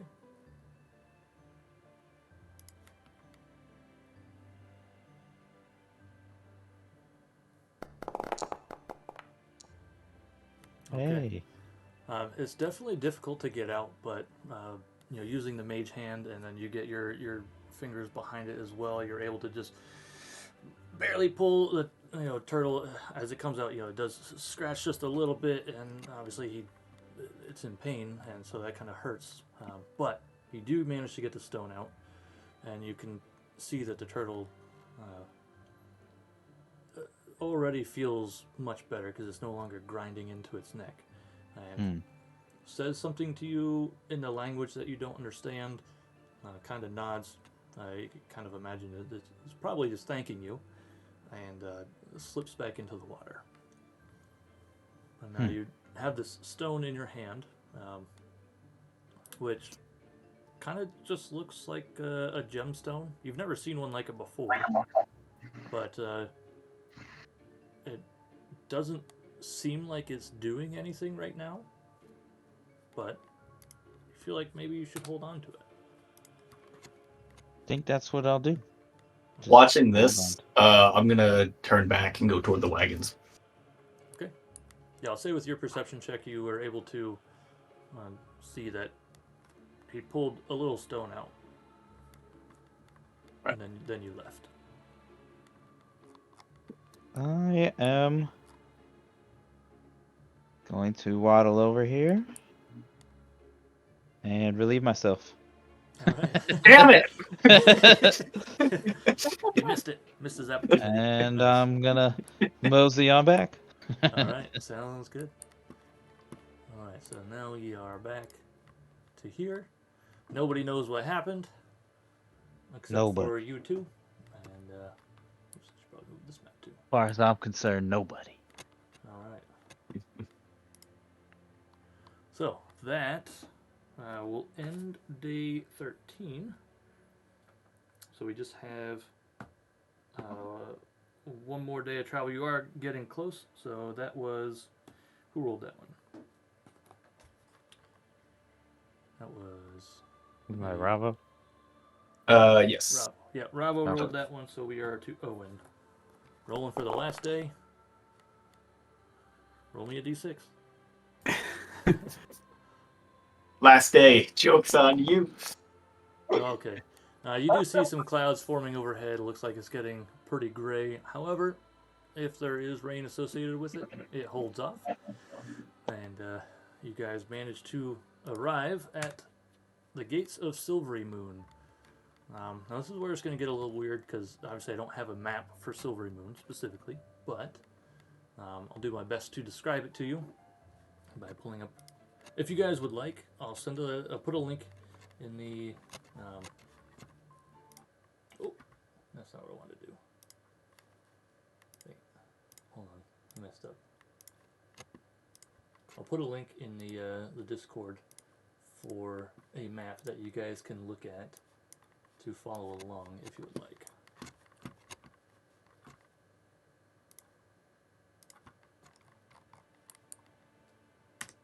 Okay, I think that's back. There we go.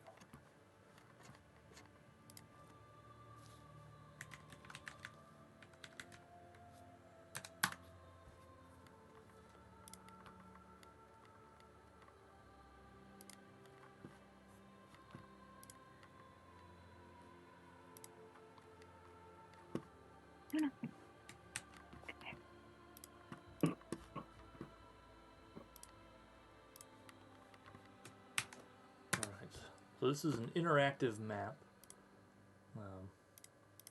So we'll just kind of talk through it as we're exploring. I gotta take the puppy out. I'll be right back. Sorry. Okay, yep. We'll take another quick little break.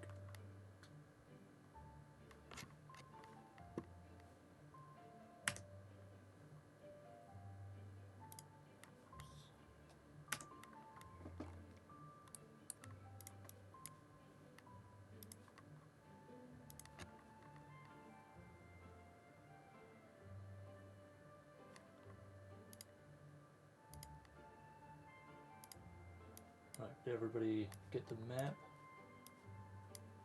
Yeah.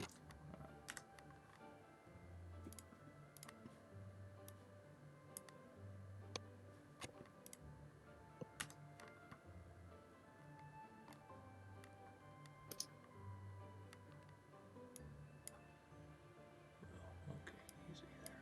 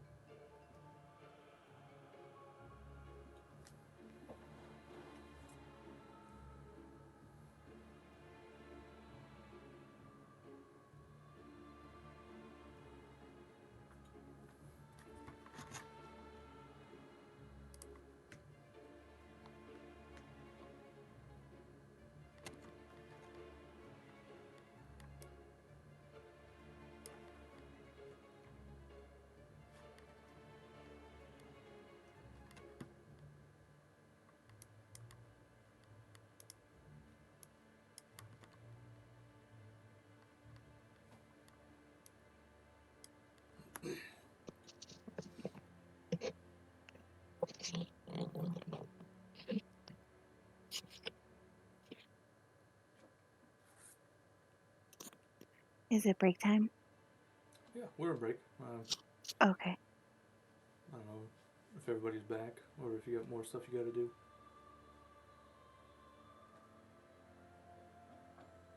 She only went pee. That's alright. I think she'll probably go a little bit later. She didn't have a lot to eat last night and early this morning, so the rest of it's Yeah. probably just taking his time to work through. But she went outside, which is good.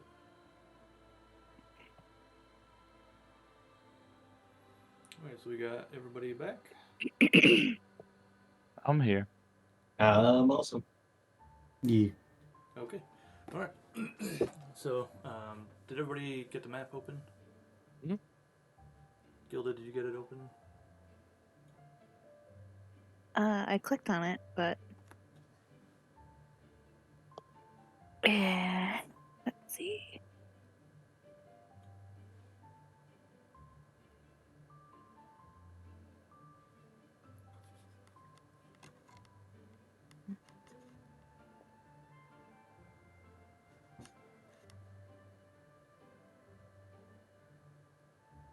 It just gives me Forgotten Realms wiki, like an image of it. Yeah, it should be an interactive image, kind of like a Google Maps type thing. So I did that. I right-clicked and opened the link, and Yeah. that did not work. I had to click the link at the top, like a left click, Oh, okay. Okay. and it took me to the map. Does everybody Okay. have the interactive map? Doesn't really Yep. matter. I but- got it. Alright, cool. Yeah.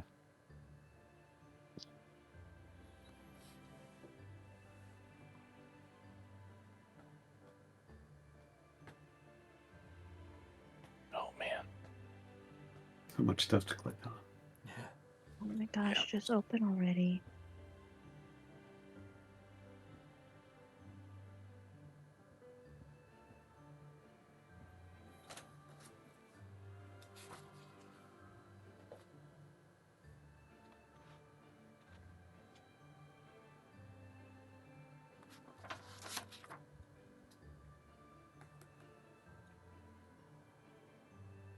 You mean to come look at it, or did you get it? I tried it Cam's way too, but I'll just go check it real quick. okay.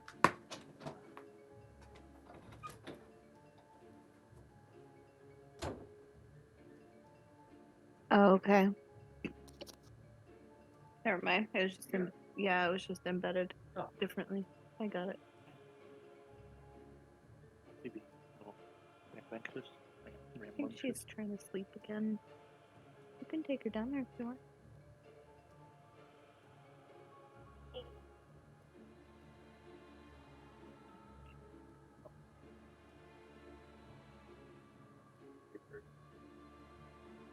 Mm-hmm.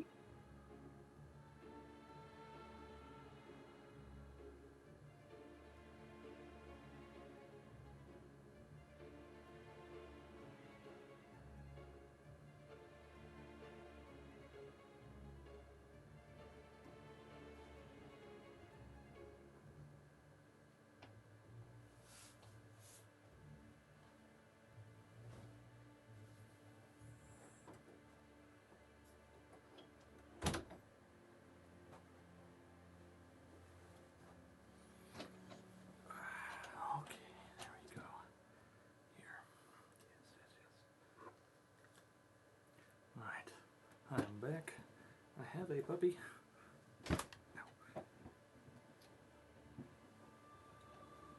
Everybody remembers Tuna. Of course.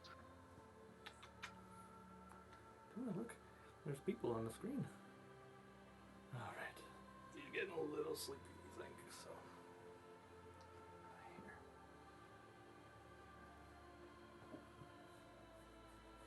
Alright, so we're all there. We're all looking at this map. So this map is on the Forgotten Realms wiki.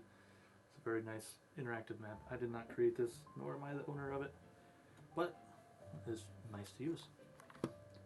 So as you guys are coming in, you are approaching from the...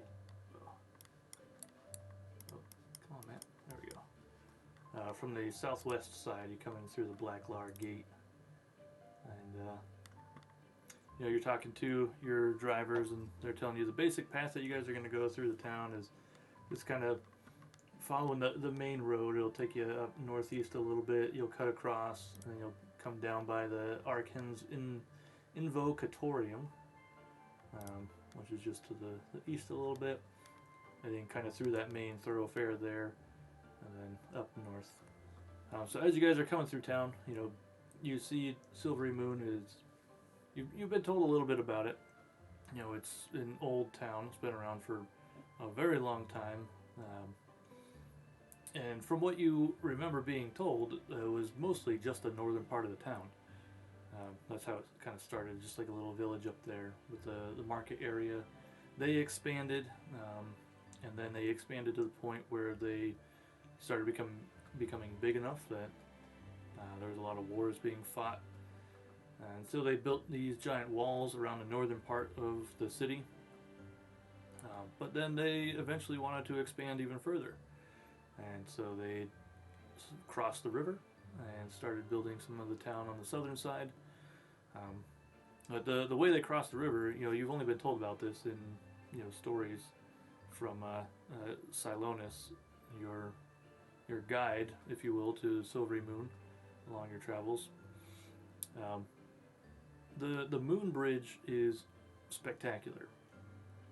As you kind of approach the middle of the southern part of Silverymoon, or southern half of town, and you look north, you can see this kind of ethereal, like light blue glow, and it looks like it just kind of arcs up and over this very large river. I mean, it's a couple 100 feet across at least, and you see people, and it's really hard to see the bridge because it's got kind of a bluish shimmer to it.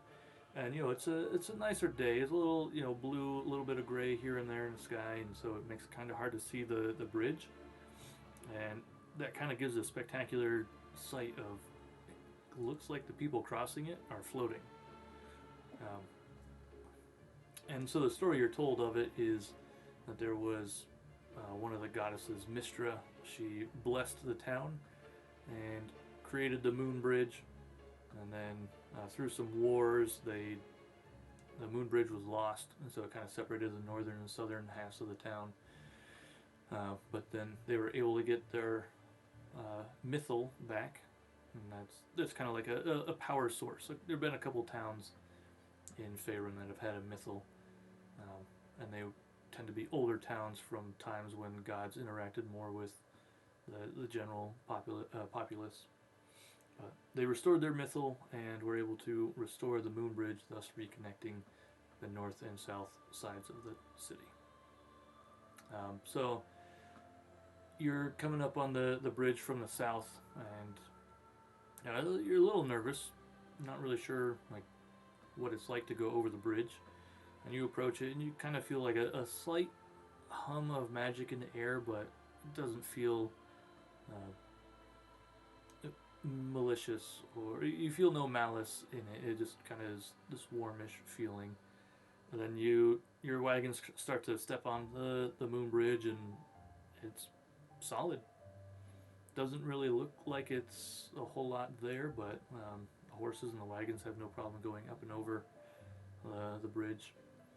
And so you cross into the northern part of town, the older part, and right where you come across the bridge into the northern part, you can see on the map there's the dotted line. As you kind of go through town, you know, Silonis is explaining to you that this was the original part of Silverymoon, and it looks really old. There's definitely some rundown stuff, some burned buildings that look like they never got repaired, walls kind of collapsed in, you know, rubble and stone and piles here and there. There's definitely some nice places, you know, here and there where people have rebuilt some of the buildings. You know, it looks like some people actually are trying to revitalize this area of Silverymoon. But you continue north and you get to a major thoroughfare that runs east-west, and you hook that east, and you arrive into a huge open, you know, 100 or 200 feet across in areas, and 300 or 400 feet from north to south, and they explain to you that this is the market. And so you look around, and there are wagons galore hanging out in there, and around the edge there's shops of all sorts of imaginable types. You know, you can get incense and spices here, and you can get armor and weapons there, and there's a couple taverns in the area, and you imagine basically if there's something that you think you would want, you could get it there. Got a little whiny one here. What is it? You're just tired, huh? So anyway, so you guys go into the wagon, or the market area on the wagons, and you hook north, and you see what looks like an unloading area. And you imagine that's your final destination. So all the wagons stop, and you all get off, and a couple people come out of one of the, looks like a warehouse on the north side, and they talk with Silonis for a brief little bit, and they start unloading the wagon. Then Silonis approaches you guys and says, "Oh well, Bucket Brigade, it is now that time where we decide whether or not you shall be returning with us. This wagon shall be returning to Tribor in 2 days' time.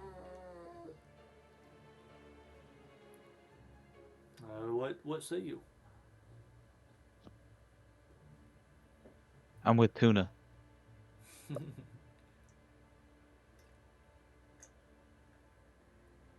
Our money Uh. negotiators also gone. What time of day is it? So it's definitely approaching the evening, and you are reminded, from Silonis that you have 24 hours to give him notice whether or not you would like to return.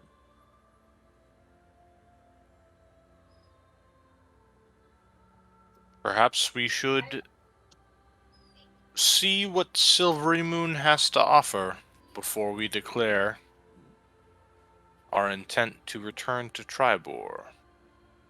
I agree. There's a lot to see. Were we thinking of returning to Tribor? It's Well, I more mean, it's pay. yeah, more money. I do like money. Silonis, Yes. are we entitled to our pay so that perhaps we could spend what we've earned in the city of Silverymoon? Oh, of course, per the contract, we have arrived at our initial destination, so you are entitled to your 400. So you can each add 400 gold to your coinage. And there's another 400 for you, should you wish to return. Mm-hmm.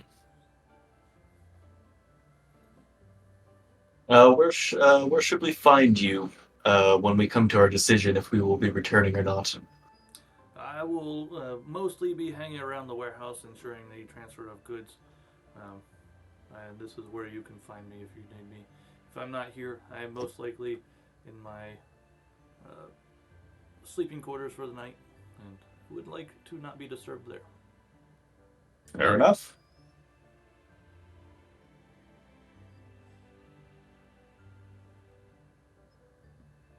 Helen, we'll get a hold of you tomorrow. I look forward to it. I don't know if I need to say this, but I feel like I should remind you. If you do not let me know within the next 24 hours, if you intend on not returning to Tribor, and you do not tell me within the next 24 hours, there will be a fee placed on your head. Just a minor inconvenience fee. However, if you are in any of the major towns again, you will most likely be approached by some guards to pay your fine.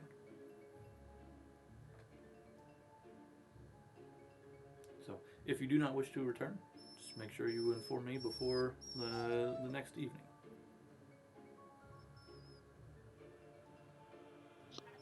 Okie dokie. how does the group feel about inquiring as to the location of the House Margaster? I feel like that is a good choice. Our acquaintance Othavir said that perhaps there was a merchant of magical items associated with the House Margaster that resided in the north of Silverymoon. I would imagine it's the that wagon is somewhere here in this market. Shall we take a walk around and see if we may spot something that is what has been described to us? Of course. Could I like roll a perception check to see if there's like I don't know how much necessarily my character would know about the House Margaster, but any insignia or something that any suspicious characters that maybe might point us in the right direction? Sure. I'll say for this, because Mac was from from Mhm. Watery Deep, he'll go with you, and Okay. so you'll have advantage on your perception check. All right. All right, I'll tag along as well. Sure. 17. It doesn't take too long to kind of canvass the market area. You don't, going with Mac, he has a vague remembrance of hearing about the house, and from what he can recall, you guys don't see any suspicious characters as you were described, and you don't see any insignia of the House Margaster there at the moment. Okay. Bummer. It is now in the early evening. Yeah, I know that'd be really nice and convenient, right? If they were just right there. It's now the early evening, and most of the shops are closing up.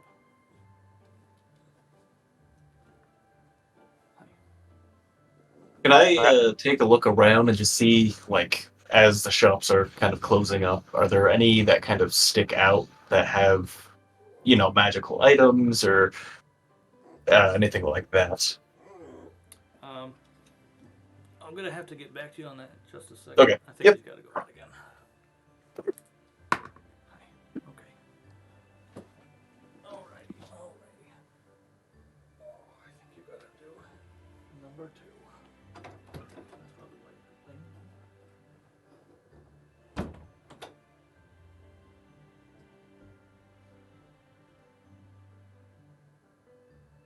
Probably she didn't want to do it earlier.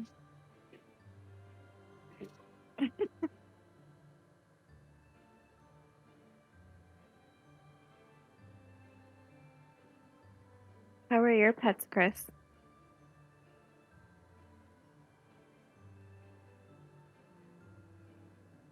Hang on, sorry, I got Oh no, you're good. dinner in the microwave at the moment. Oh, no ice cream today? Lasagna. Ooh.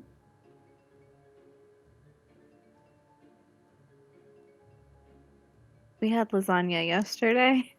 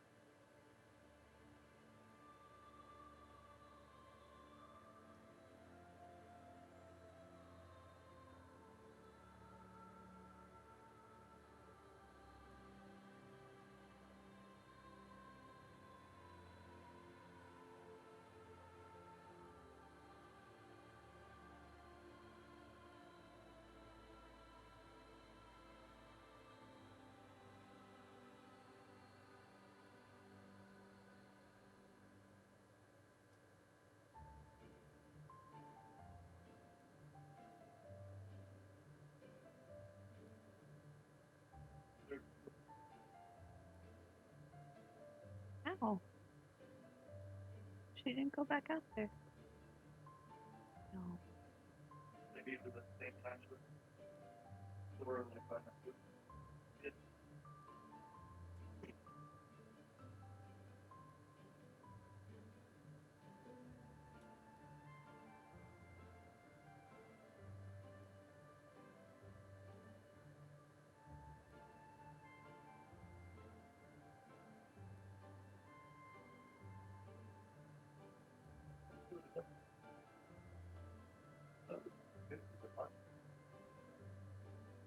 Yep.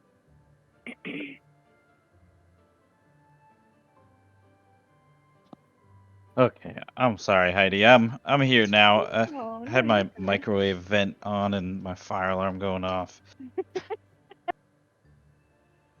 Um, did you say how are my pets? Yeah. They're pretty good mostly. Yeah. Playing a little too hard with Bruno today. Uh-oh. He likes to run up and down the stairwells here. Yeah. Well, I think he ripped off part of his paw pad. Oh, Oh, no. It's not horrible, but Not great. he's a little butthurt about it. We got him bandaged up. Bruno. Yeah, this is actually not the first time he's played too hard. Mm. At least it was only one pad this time. But how are you doing with Tuna? Oh, I was not ready for a dog, but she's trying to be good. Yeah, I know it takes a little while. Yeah. When I got back, I came back with COVID, apparently. So, oh no. Oh, shit. yeah. So I think I was just like, I'm still somehow just like tired. And I'm like, how am I tired? I'm like sleeping so much. So I think that probably had more to do with it than, That sounds like COVID, though. yeah. Yeah. So, Mysterious and long-lasting effects. Just like, I had it last year, but it was, real short and it wasn't bad. And like, this wasn't bad, but I can't find the right word for something. And so, like, the last couple days, I'll just be like, okay, like, my brain is broken because I'm like Googling like the dumbest things ever, being like, what brain is, fog. That's a real symptom. yeah, It is. My Pretty common. coworker had it really intensely for like a month. yeah. I'm not wild about it, but I'm hoping it will. I'm not positive anymore, like, but I guess the lingering effects. So, hot tip, try not to get the Rona. I still have managed to not get it. I Somehow. have yet to get it, at least to my knowledge. Yeah. At least I've never like known that I've had it. So Yeah. Well, Well, I've you had won't it keep that to you. twice. I've also had it twice. Yeah, me too. Although when Ty has gotten it, I've never gotten it. It's always it's been, weird. That happened yeah. with me and Nikki. We did not get it at the same time. Mm-hmm. I was like in a room, like in a car with somebody that tested positive for it, like 2 days after. So I guess like maybe I was in their contagious window and I still didn't test positive for it. So I don't know. I think they say like 20% of the population just like doesn't. Asymptomatic. Yeah, they just like are asymptomatic. So maybe I'm hoping, fingers crossed, knock on wood, that's me. That would be very Like, nice. if you're gonna have it, asymptomatic is the Yeah. way to go. Yeah, for sure. Don't be like me. Keep your sense of smell strong. You lose your smell for a while. Do you have it back though? I lost it like 100% for maybe a month, and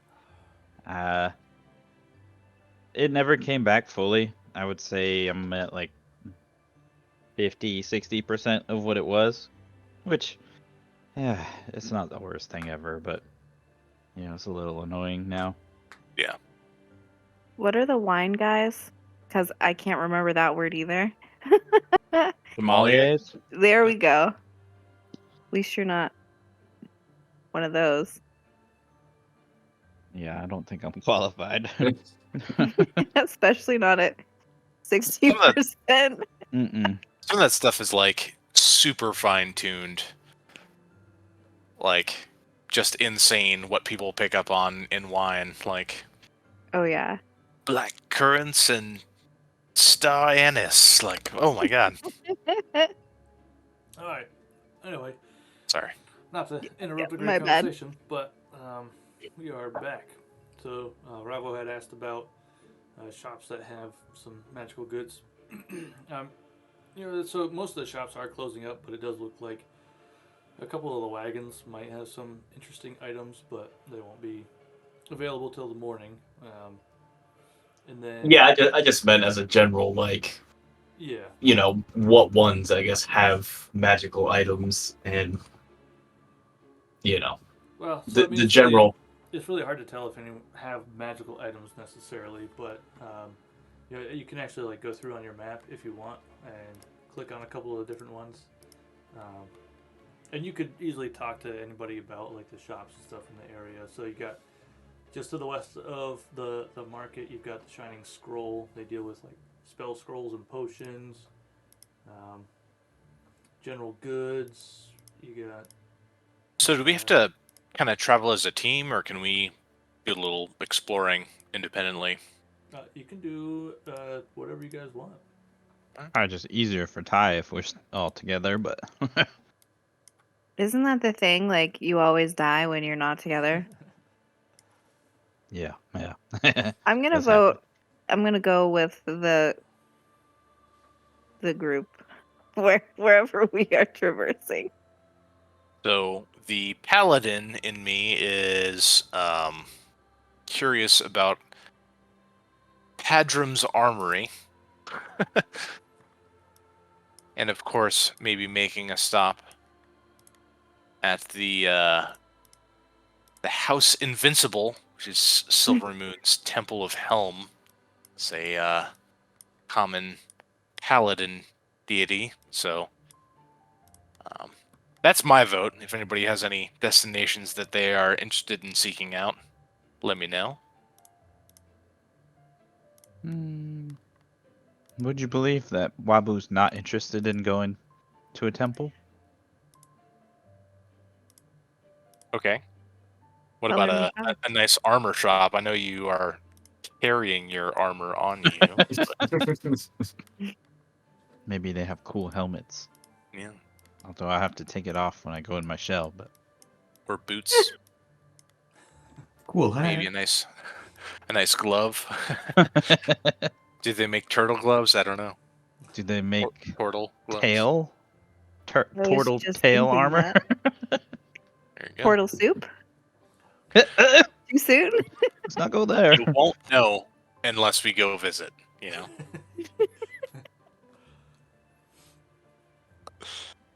I guess I'll just go with you.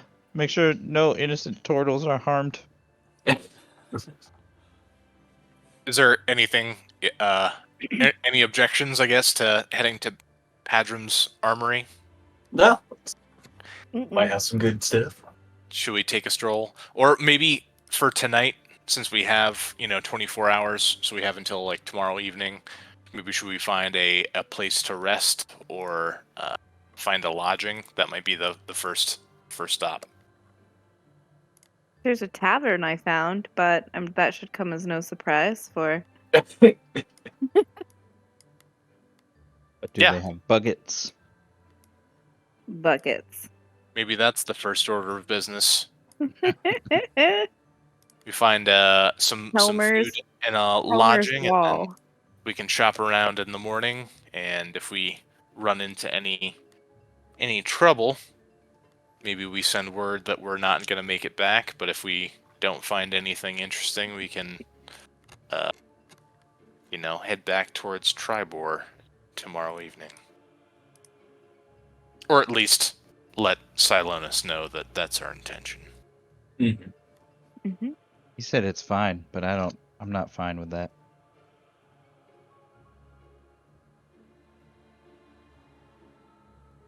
You're not fine with Silonis. going back to Tribor or Silonis? No, the money. He said it was fine. Oh. I mean, An 400. idiot joke, It's man. not, I'm sorry. it's not nothing. No, he said you get a fine. Oh, we get a fine. Okay, yeah. Sure. He said it was fine. All right. All right. So, off to where? Find some Helmer's lodging. Wall. Can ask Silonis if he has any recommendations for lodging, if he's still here. Yeah, I mean he's still easy to find. They're working on unloading the stuff. But yes, well, what kind of lodging are you looking for tonight? Well, you just got paid handsomely. Are you looking for high level lodging, or would you rather be a little more modest tonight? Perhaps some modesty would protect our wallets for spending tomorrow in the market. Now, are you looking for cheap and quiet, or cheap and fun? Fun. I would prefer cheap and quiet. Well, I'll leave it up to you. The cheap and fun would be the Dancing Goat that's right at the north end of the Moon Bridge. And the cheap and quiet one would be the Wayward House. That is close to where, when you come off the Moon Bridge, you go a little north. It's just a little bit to the west. It's right above the armory. Mm-hmm. And right below the tavern.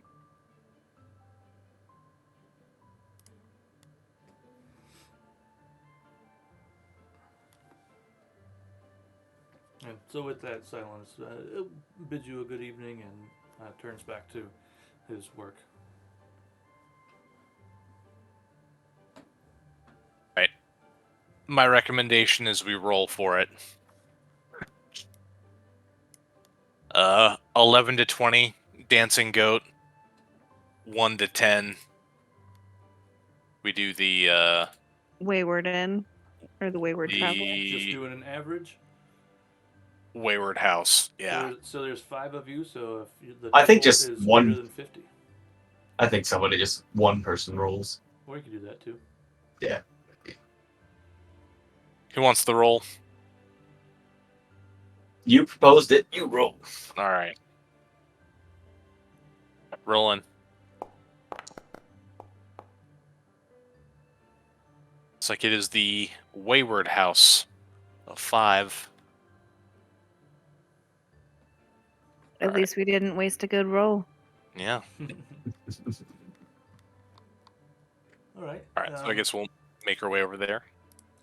So you make your way over to the Wayward House. It's definitely not on the main thoroughfare. A little setback off the main road and in the older part of town. And so you approach it. It definitely looks like it might have actually survived some of the destruction that some of the other buildings in the general area have undergone. And as you walk up to it, you can definitely tell it's a little bit quieter. So you walk in. It's not dimly lit, but it's not the most brightly lit inn that you've ever been in. And behind the counter, you see a half elf with some long silvery hair, and he just kind of seems to be tending to a couple glasses, and there's 1 or 2 patrons sitting in there and in the corner. You can't quite tell how many they are, but it's dark over there, so they look like they're minding their own business, and there's nobody else in there at the moment. So this elf. Mhm. Can Are there we? any other interesting places still open that we saw on the way? Pretty much this town goes with the sun, so when the sun sets, the businesses close. So there were no shops open on the way here.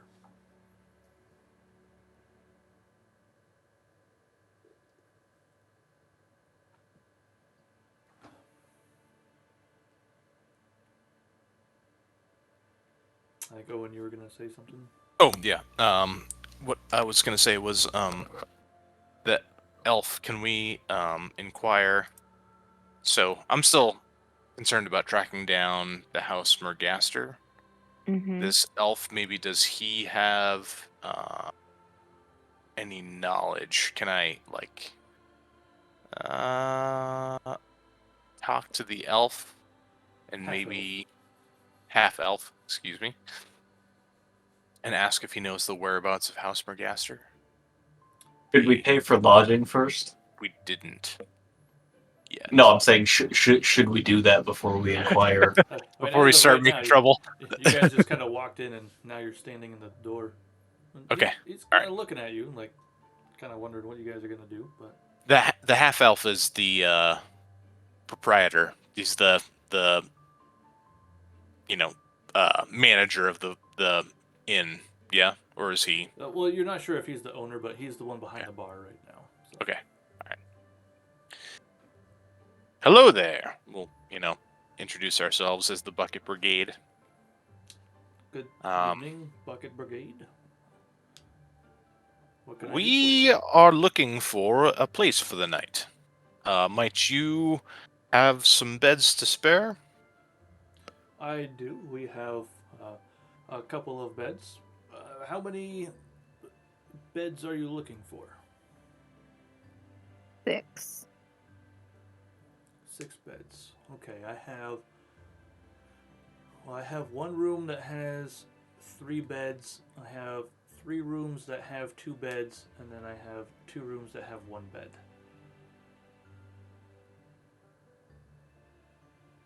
Perhaps, it would be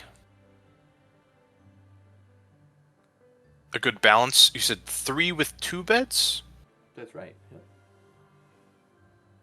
Perhaps we should pair off and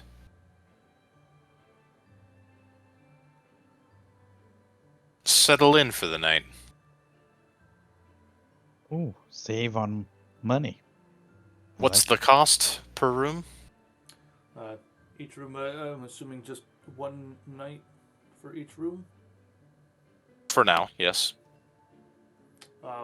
Per night, each room is 5 silver. Sounds reasonable. Yep. Here is 5 silver. So we need 3 people Yeah. to fork over 5 silver. Yep, I'll pay for one room. I'll pay for another. I'll pay I- for one. am not going to bed yet. Alright. So he takes the silver from you guys and hands you the 3 keys and says, all you do is you just go into the corner here and go upstairs, and you'll see on your tags they've got the numbers there, and these 3 rooms are right next to each other. They'll be down the hall on the right. I think.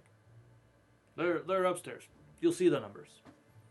Very well. Is there a time that you lock the door or close up shop? Any time that we need to be in bed by?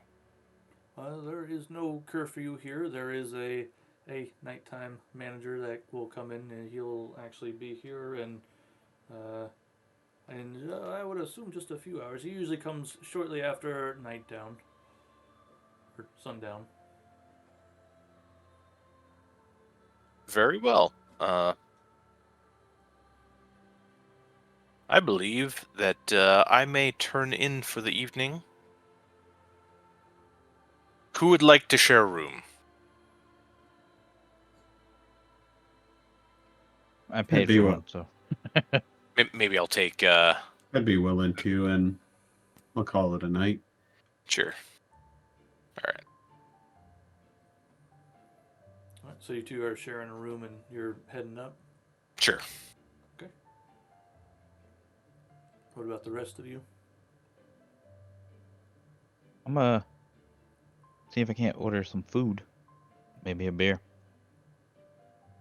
Ah, yes. Out of buckets?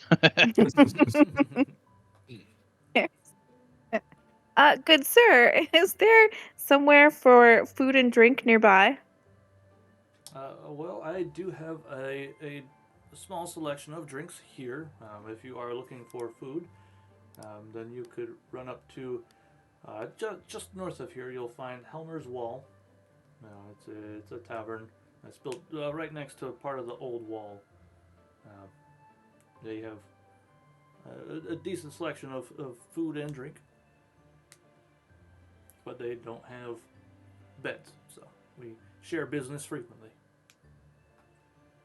Do we have to run? Can I walk up there? I can imagine that if your legs allow you to walk, you could walk. If they desire to run, you can run. I don't desire to run. Then walk you shall. Thanks. I'm going there. Me too. I'm gonna meander kind of back toward the market Okay. and just kind of, kind of just look and see if I can see any nighttime happenings around the area.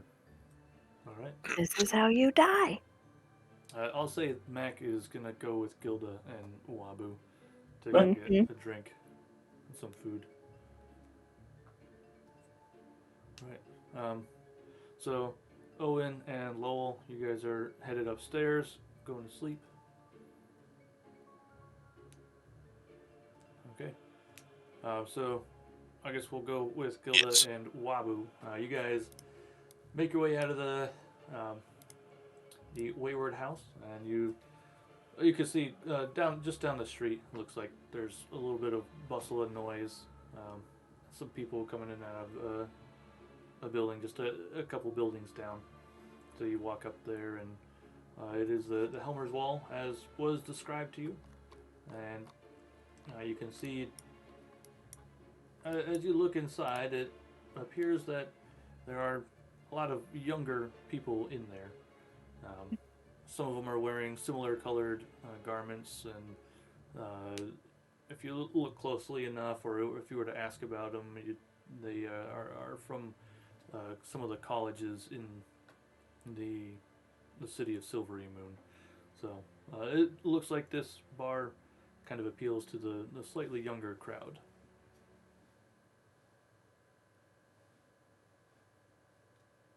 There's Rowdy in here. Quick, put your cape on. We'll fit right in.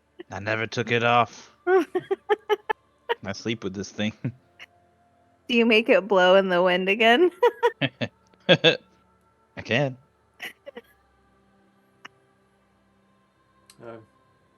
Are you doing that as you walk in? I can. Walk in the door and just make your cape gust a little bit. And flex as you're walking in. No, I think if I know that it's a younger people's place and whatnot, I'm probably already inside. But All right. no, I'm gonna see if I can't find some room, like a table or at Yeah, the bar or something. You can definitely find a couple tables here and there. It's not like packed, and it doesn't look like it's super rambunctious or boisterous in there. It's a little bit louder, obviously. Maybe this crew or crowd, while they are a little bit younger, are not necessarily the rowdy type normally. So it's more reserved, but there's more happening here.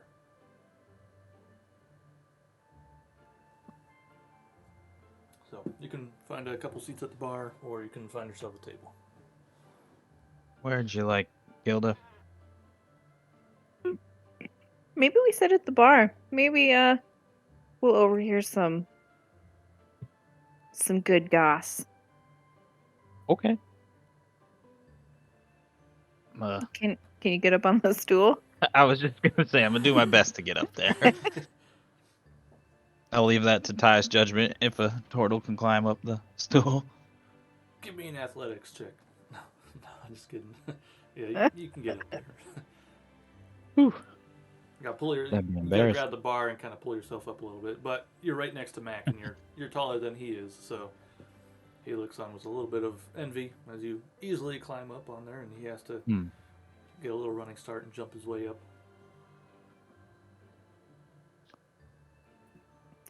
Barkeep. You see this large orc who's got quite a nice looking beard and some slick back black hair with a little bit of streaks of gray in it. He is talking to a couple customers down at the end of the bar. He looks over at you and motions that he'll be over in just a second. I will wait patiently. All right, he comes over. Yes, what can I do for you? Do you have any buckets? I have a couple of buckets, yes. You got any beer? I have a couple of beers, yes. Beer in the buckets. Well, Is that possible? we usually get some larger folks, a couple Goliaths once in a while come through here. We cater to some larger folk. You don't look like larger folk, but if you say you would like your beer in a bucket, so to speak, then you shall have it. Yes. 3 buckets. All right, I'll be right back. And it heads over, and you can see he pulls out these cups, and you're used to like a normal size cup, a pint or so, and he pulls these out, and they look like they're 2 or 3 pints at least, significantly larger than you're used to. And fills them up with some ale and brings them over. So, 2 silver apiece. In comparison to the buckets, how big are these? You would imagine a bucket could probably hold a gallon or 2, a typical bucket, and this is probably pushing half a gallon. Okay. 2 silver? 2 silver. It's a good deal, Alright. mind you. Oh, I don't mind paying. Just not good at counting. He holds up 2 fingers. Put 1 silver under each finger. Okay, here you go. All right. Slides them over. Takes them. Anything else I can do for you? Food? Our kitchen's still open. Should be for a short while now, another hour or so. You don't have turtle stew, do you? I've had turtle stew a long time ago. It kind of gives you a little grin. No, we don't do that. We have a stew, but it's not turtle stew. I would have tried the turtle stew. I'm gonna look at you. The You're a monster. bartender kind of gives you a weird side look as well, like, who wants turtle soup? That's what I'm saying. We'll have 3 of your stews, please. 3 stews coming up. 2 more silver, please. That's 2 fingers, right? Again, yes, sorry. 2 fingers. How much Okay. is the silver to 1 the under gold? each. 10. 10 to 1. Okay. And obviously, like they can do change and stuff, so you can just break your coins down however you need. Yeah. So, he Wabu takes may the not money be the and only one bad at counting. takes the money and it goes, just outside of the bar. Goes through a door in the back, and as soon as he's placing your order, comes back. Few minutes. And goes back. Sure. Serves another customer that's waiting. Meanwhile, Ravo, what are you up to? Just kind of walking the streets, kind of around the market, seeing if I can see just anything that's going on. Anybody, shifty people walking about, just anything. Okay. Just a Uh, small town girl. Go ahead and give me a perception check.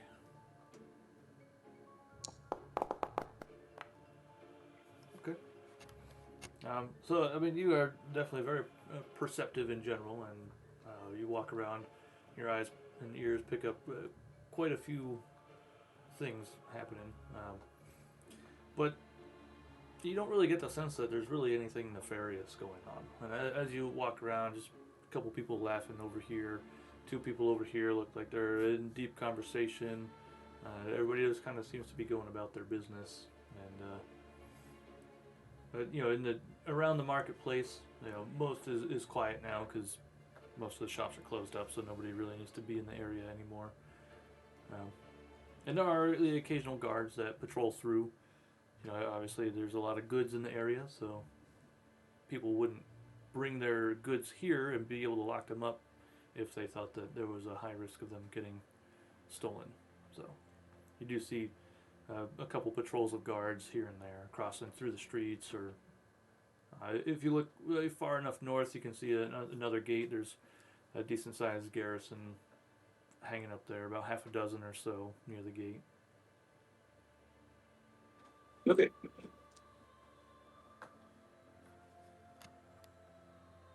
Is there anything in particular that you were looking for, or just kind of doing a scouting mission? No, just kind of scouting, just seeing what's around. Gotcha. Being a perv. Mm-hmm. Trying to find more turtles. There's a couple ponds in the city. You know, you're not sure if they have turtles, but you can go check. I think he's looking for a turtle. Well, it wasn't a dragon turtle. But was he peeing? You're not sure. You weren't there.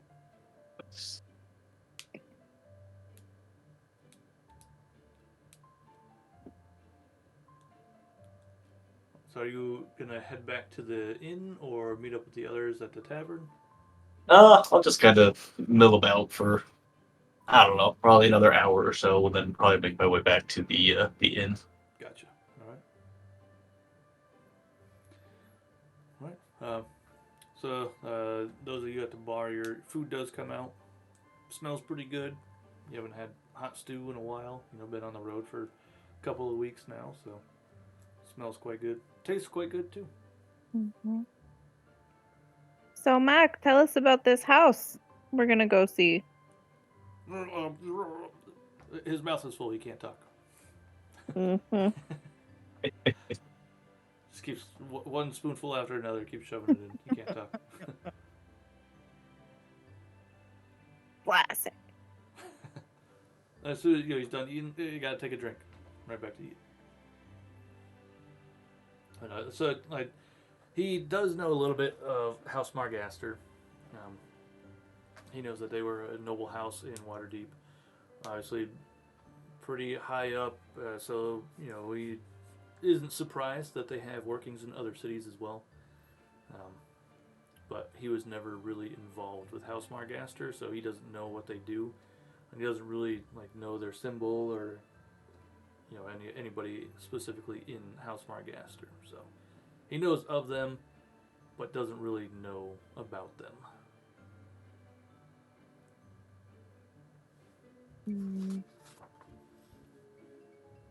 Does the barkeep come back? He's milling about, yeah. What do you think, Wabu? Should we ask? I don't see why not.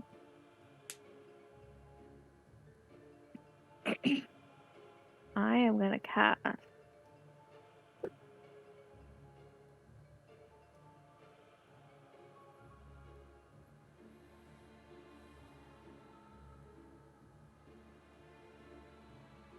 Can I cast Bardic Inspiration on Yeah. Wabu? Yeah, of All course. right.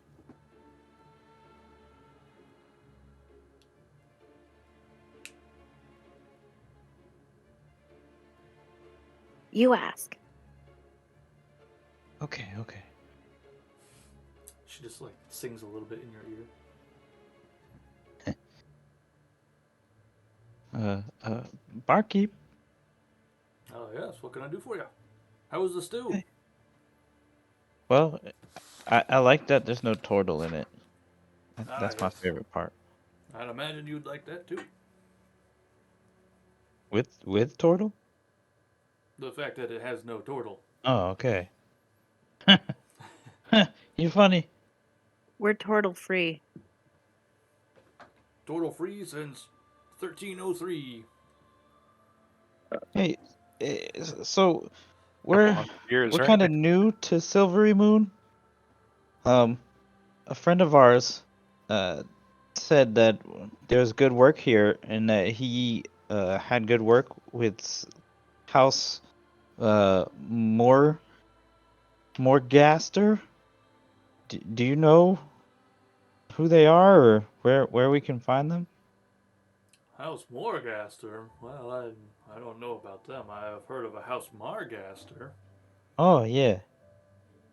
Yeah. That's probably the one. I'm not good with names. Ah. Go ahead and give me a persuasion check with your bardic inspiration.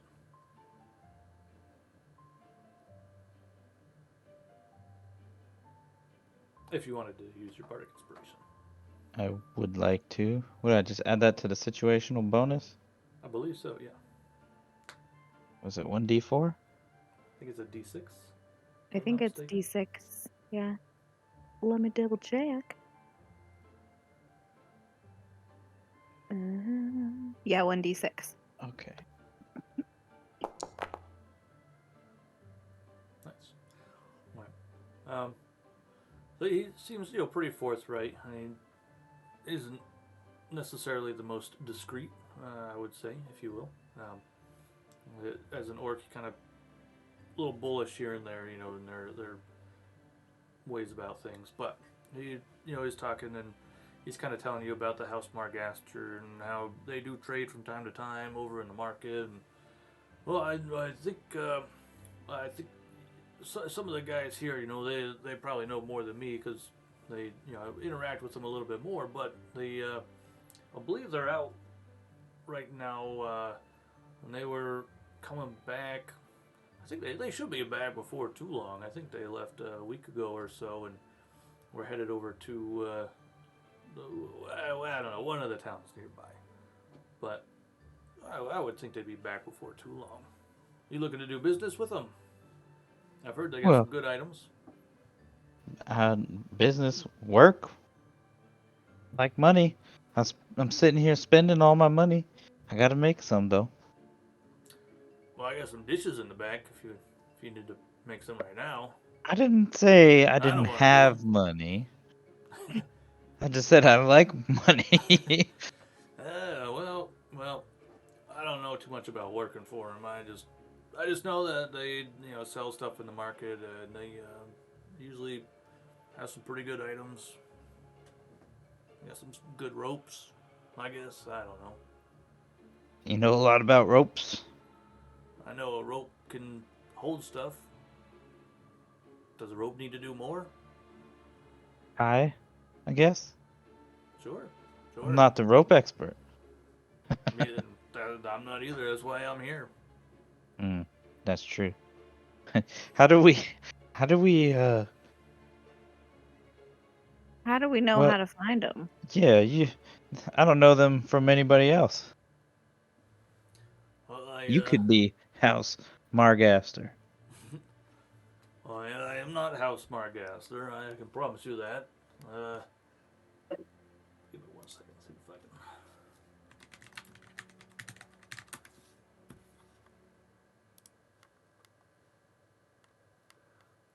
can. You should be able to recognize them by their seal. It's looks like a yellow shield with I don't know, a bird's foot or a chicken foot. You get it. It's some kind of taloned foot on the shield. Hang on, can you say that again? Sorry, I didn't have a pen up for my notes.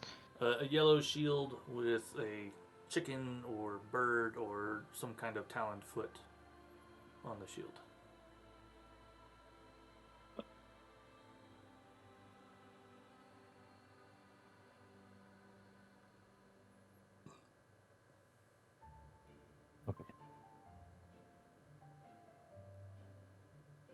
Okay, well, thanks. Is there anything else we should know?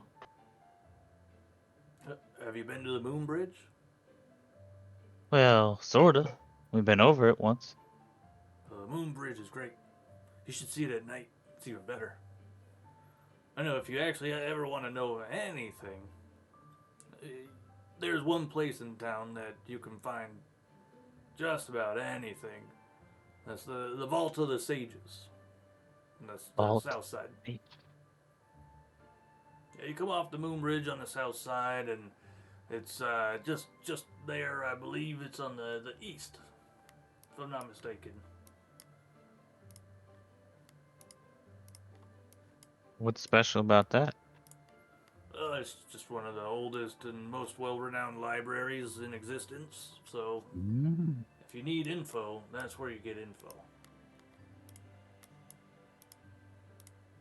Okay. Where do people like me, adventurer type, go around here for some good pay? Well, if you're looking for pay, I think you can probably check with. Well, let me think about that. Uh, I'll be right back. I'll think about it. I got a couple other customers. I'll be right back. Yeah. I'll talk forever. Go ahead, man. So he goes off and helps a couple other customers.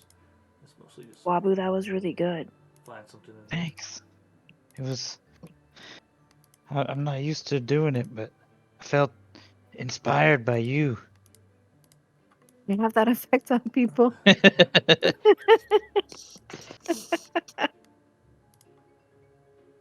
Well, it really helped.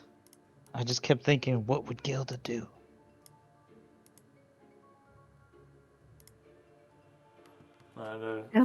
WWGD. So he comes back and says, "Oh, you know, for adventuring types, all these people here are kind of from the college. It's usually the crowd that we draw here. The different colleges from the south side. I think they usually go on like some research missions or something. There's a lot of cool places, you know, around Silverymoon and Silverwood, and then there's Evermore's. Ooh, they're really spooky. The Nether Mountains off to the east. They're always good for some travel and some research. And I think they usually like to hire a couple, you know, bodyguards like yourselves." I am pretty strong. Me too. Flex. Give me an intimidation check Intimidation check. or performance. Both should of be us?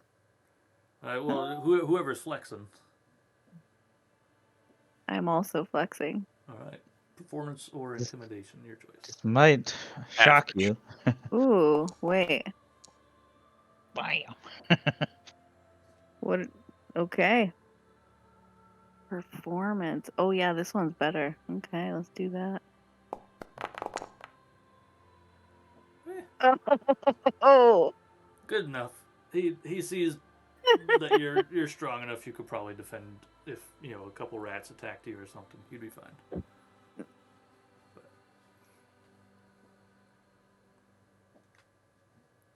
Couple rats. He doesn't know that we just smoked some. Well, I don't know what they were, but they were big. mm-hmm. Mm-hmm. He doesn't have to know. True. You just make your cape. I should have done that. Damn it. All right.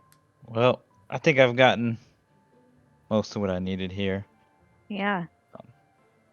And we got a Probably bucket of beer. Yeah. And didn't get too silly. That's true. Back Back to to the wayward house. Okay. Yep. All right, Mhm. so you guys all head back. Probably around this time, Ravo's coming back as well, and so it's the two already up there sleeping, and then the four of you guys, however you want to split up.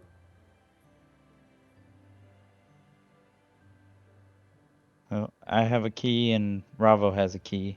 So Yep. I don't care who's in with me, so Mac will probably take that one. I'll probably Sleep in I'll front of sleep the in front of the door in my shell. Like a big doorstop. Pretty much. He appreciates it. I'm coming with you. So sounds like a plan. I'm not even drunk. That's a surprise. All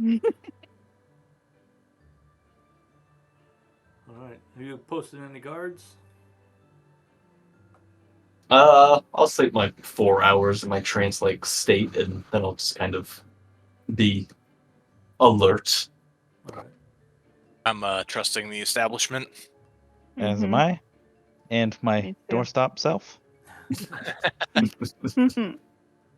right. Well, the night passes uneventfully, and you'll get a long rest, wake up renewed and refreshed, and somehow more reinvigorated than you've ever felt like before. And you are all a level 6 now.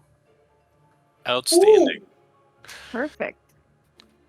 Is this a like sort of our breaking point? You think for the night? Yeah, we can Like do. we're gonna. If anybody would like definitely doesn't want a multi-class, you can go ahead and roll your HP. If you think you might want a multi-class, then you can hold off on rolling the HP for now. I'm gonna look into it a little bit. I think. Sure. How do I roll the HP again? Sorry. I just do. Whatever class you are taking a level in, you roll Yeah. the hit point die for that class. I think all your two, they're both 1d8. Yeah. So you'll roll a 1d8, and And then just take those points. you'll take those points, but you add your Constitution modifier to it. That's how much your hit points will go up. But really, the way you can do it is, well, actually, before we do that,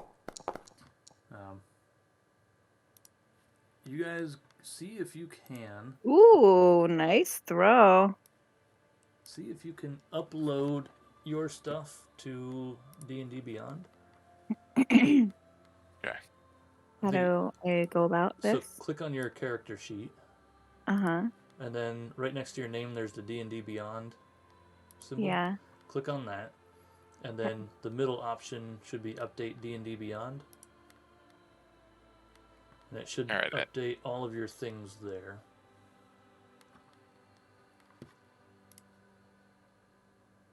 That man, I've been keeping 2 sheets. Me too. Not an authorized user. Okay, so you guys can't do it? Okay. Mine says updating character. So does mine. Below it says it token. Mine Whatever that says means. error, no cobalt token. Okay. Yep, that's what mine IT says too. token. Oh, okay. Alright, so you guys can't upload it. Oh no. Okay. So we just do it in D&D Beyond. Well, I would say go ahead and everybody, you can take your long rest. So just get your long rest out of the way. That way it like refreshes your character completely. And then once everything is refreshed, I'll upload your characters to D&D Beyond. And then you can verify in D&D Beyond that your characters have updated. And if they are updated, like with your money and stuff, then you can just update it from D&D Beyond. And then once everything is updated, then I'll just re-download everything. I'll go ahead and tell you my D&D Beyond is good. Okay. I've been keeping up with it, so. Yeah, Me after too. every session, I just update stuff. So even I can't update it right now. Maybe the Patreon thing doesn't have a...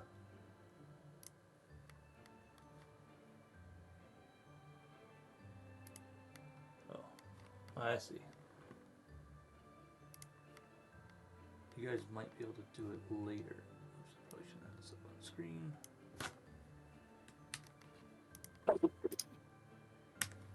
That's fine.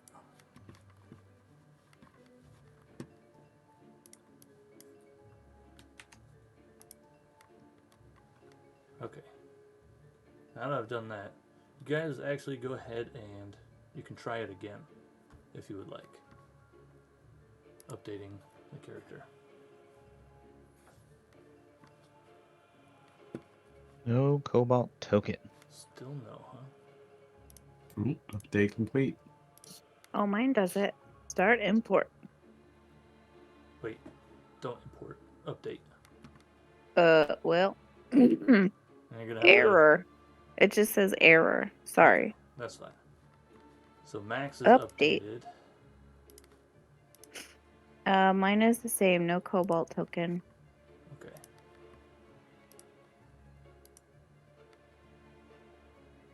But I've been keeping 2 sheets too.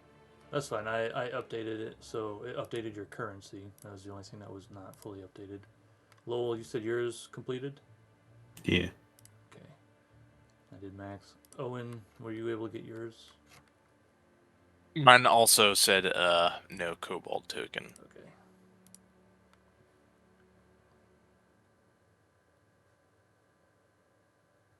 Alright, yours should be good. Currency updated, prepared spells, updated, prepared spells, updated. Item equipped status updated, and item quantity, or equipment quantity set updated. Ravo, you were having trouble. So let me do. Yeah, but I mean, I update mine, so it should be good. Okay. Update complete. There's nothing to update, so that's good.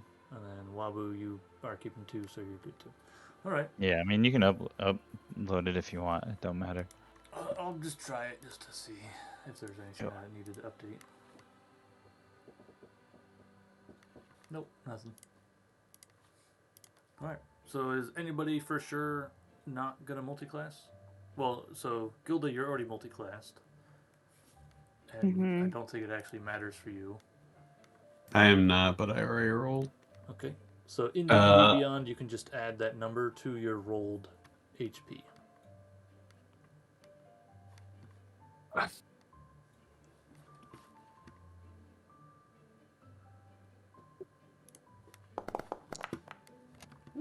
Damn! Go on. I'll take it. Max HP. What? Get another prepared Damn it. spell. So I roll a d8. Mm-hmm. Yep. Both of your classes are the same, so it won't actually matter for you.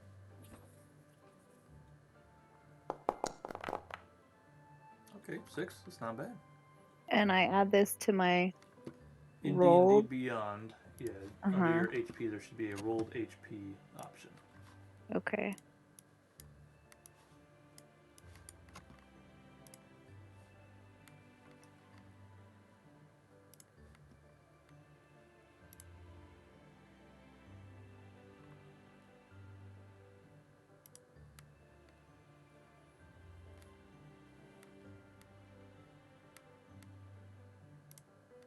Did you see it? Mhm. Okay.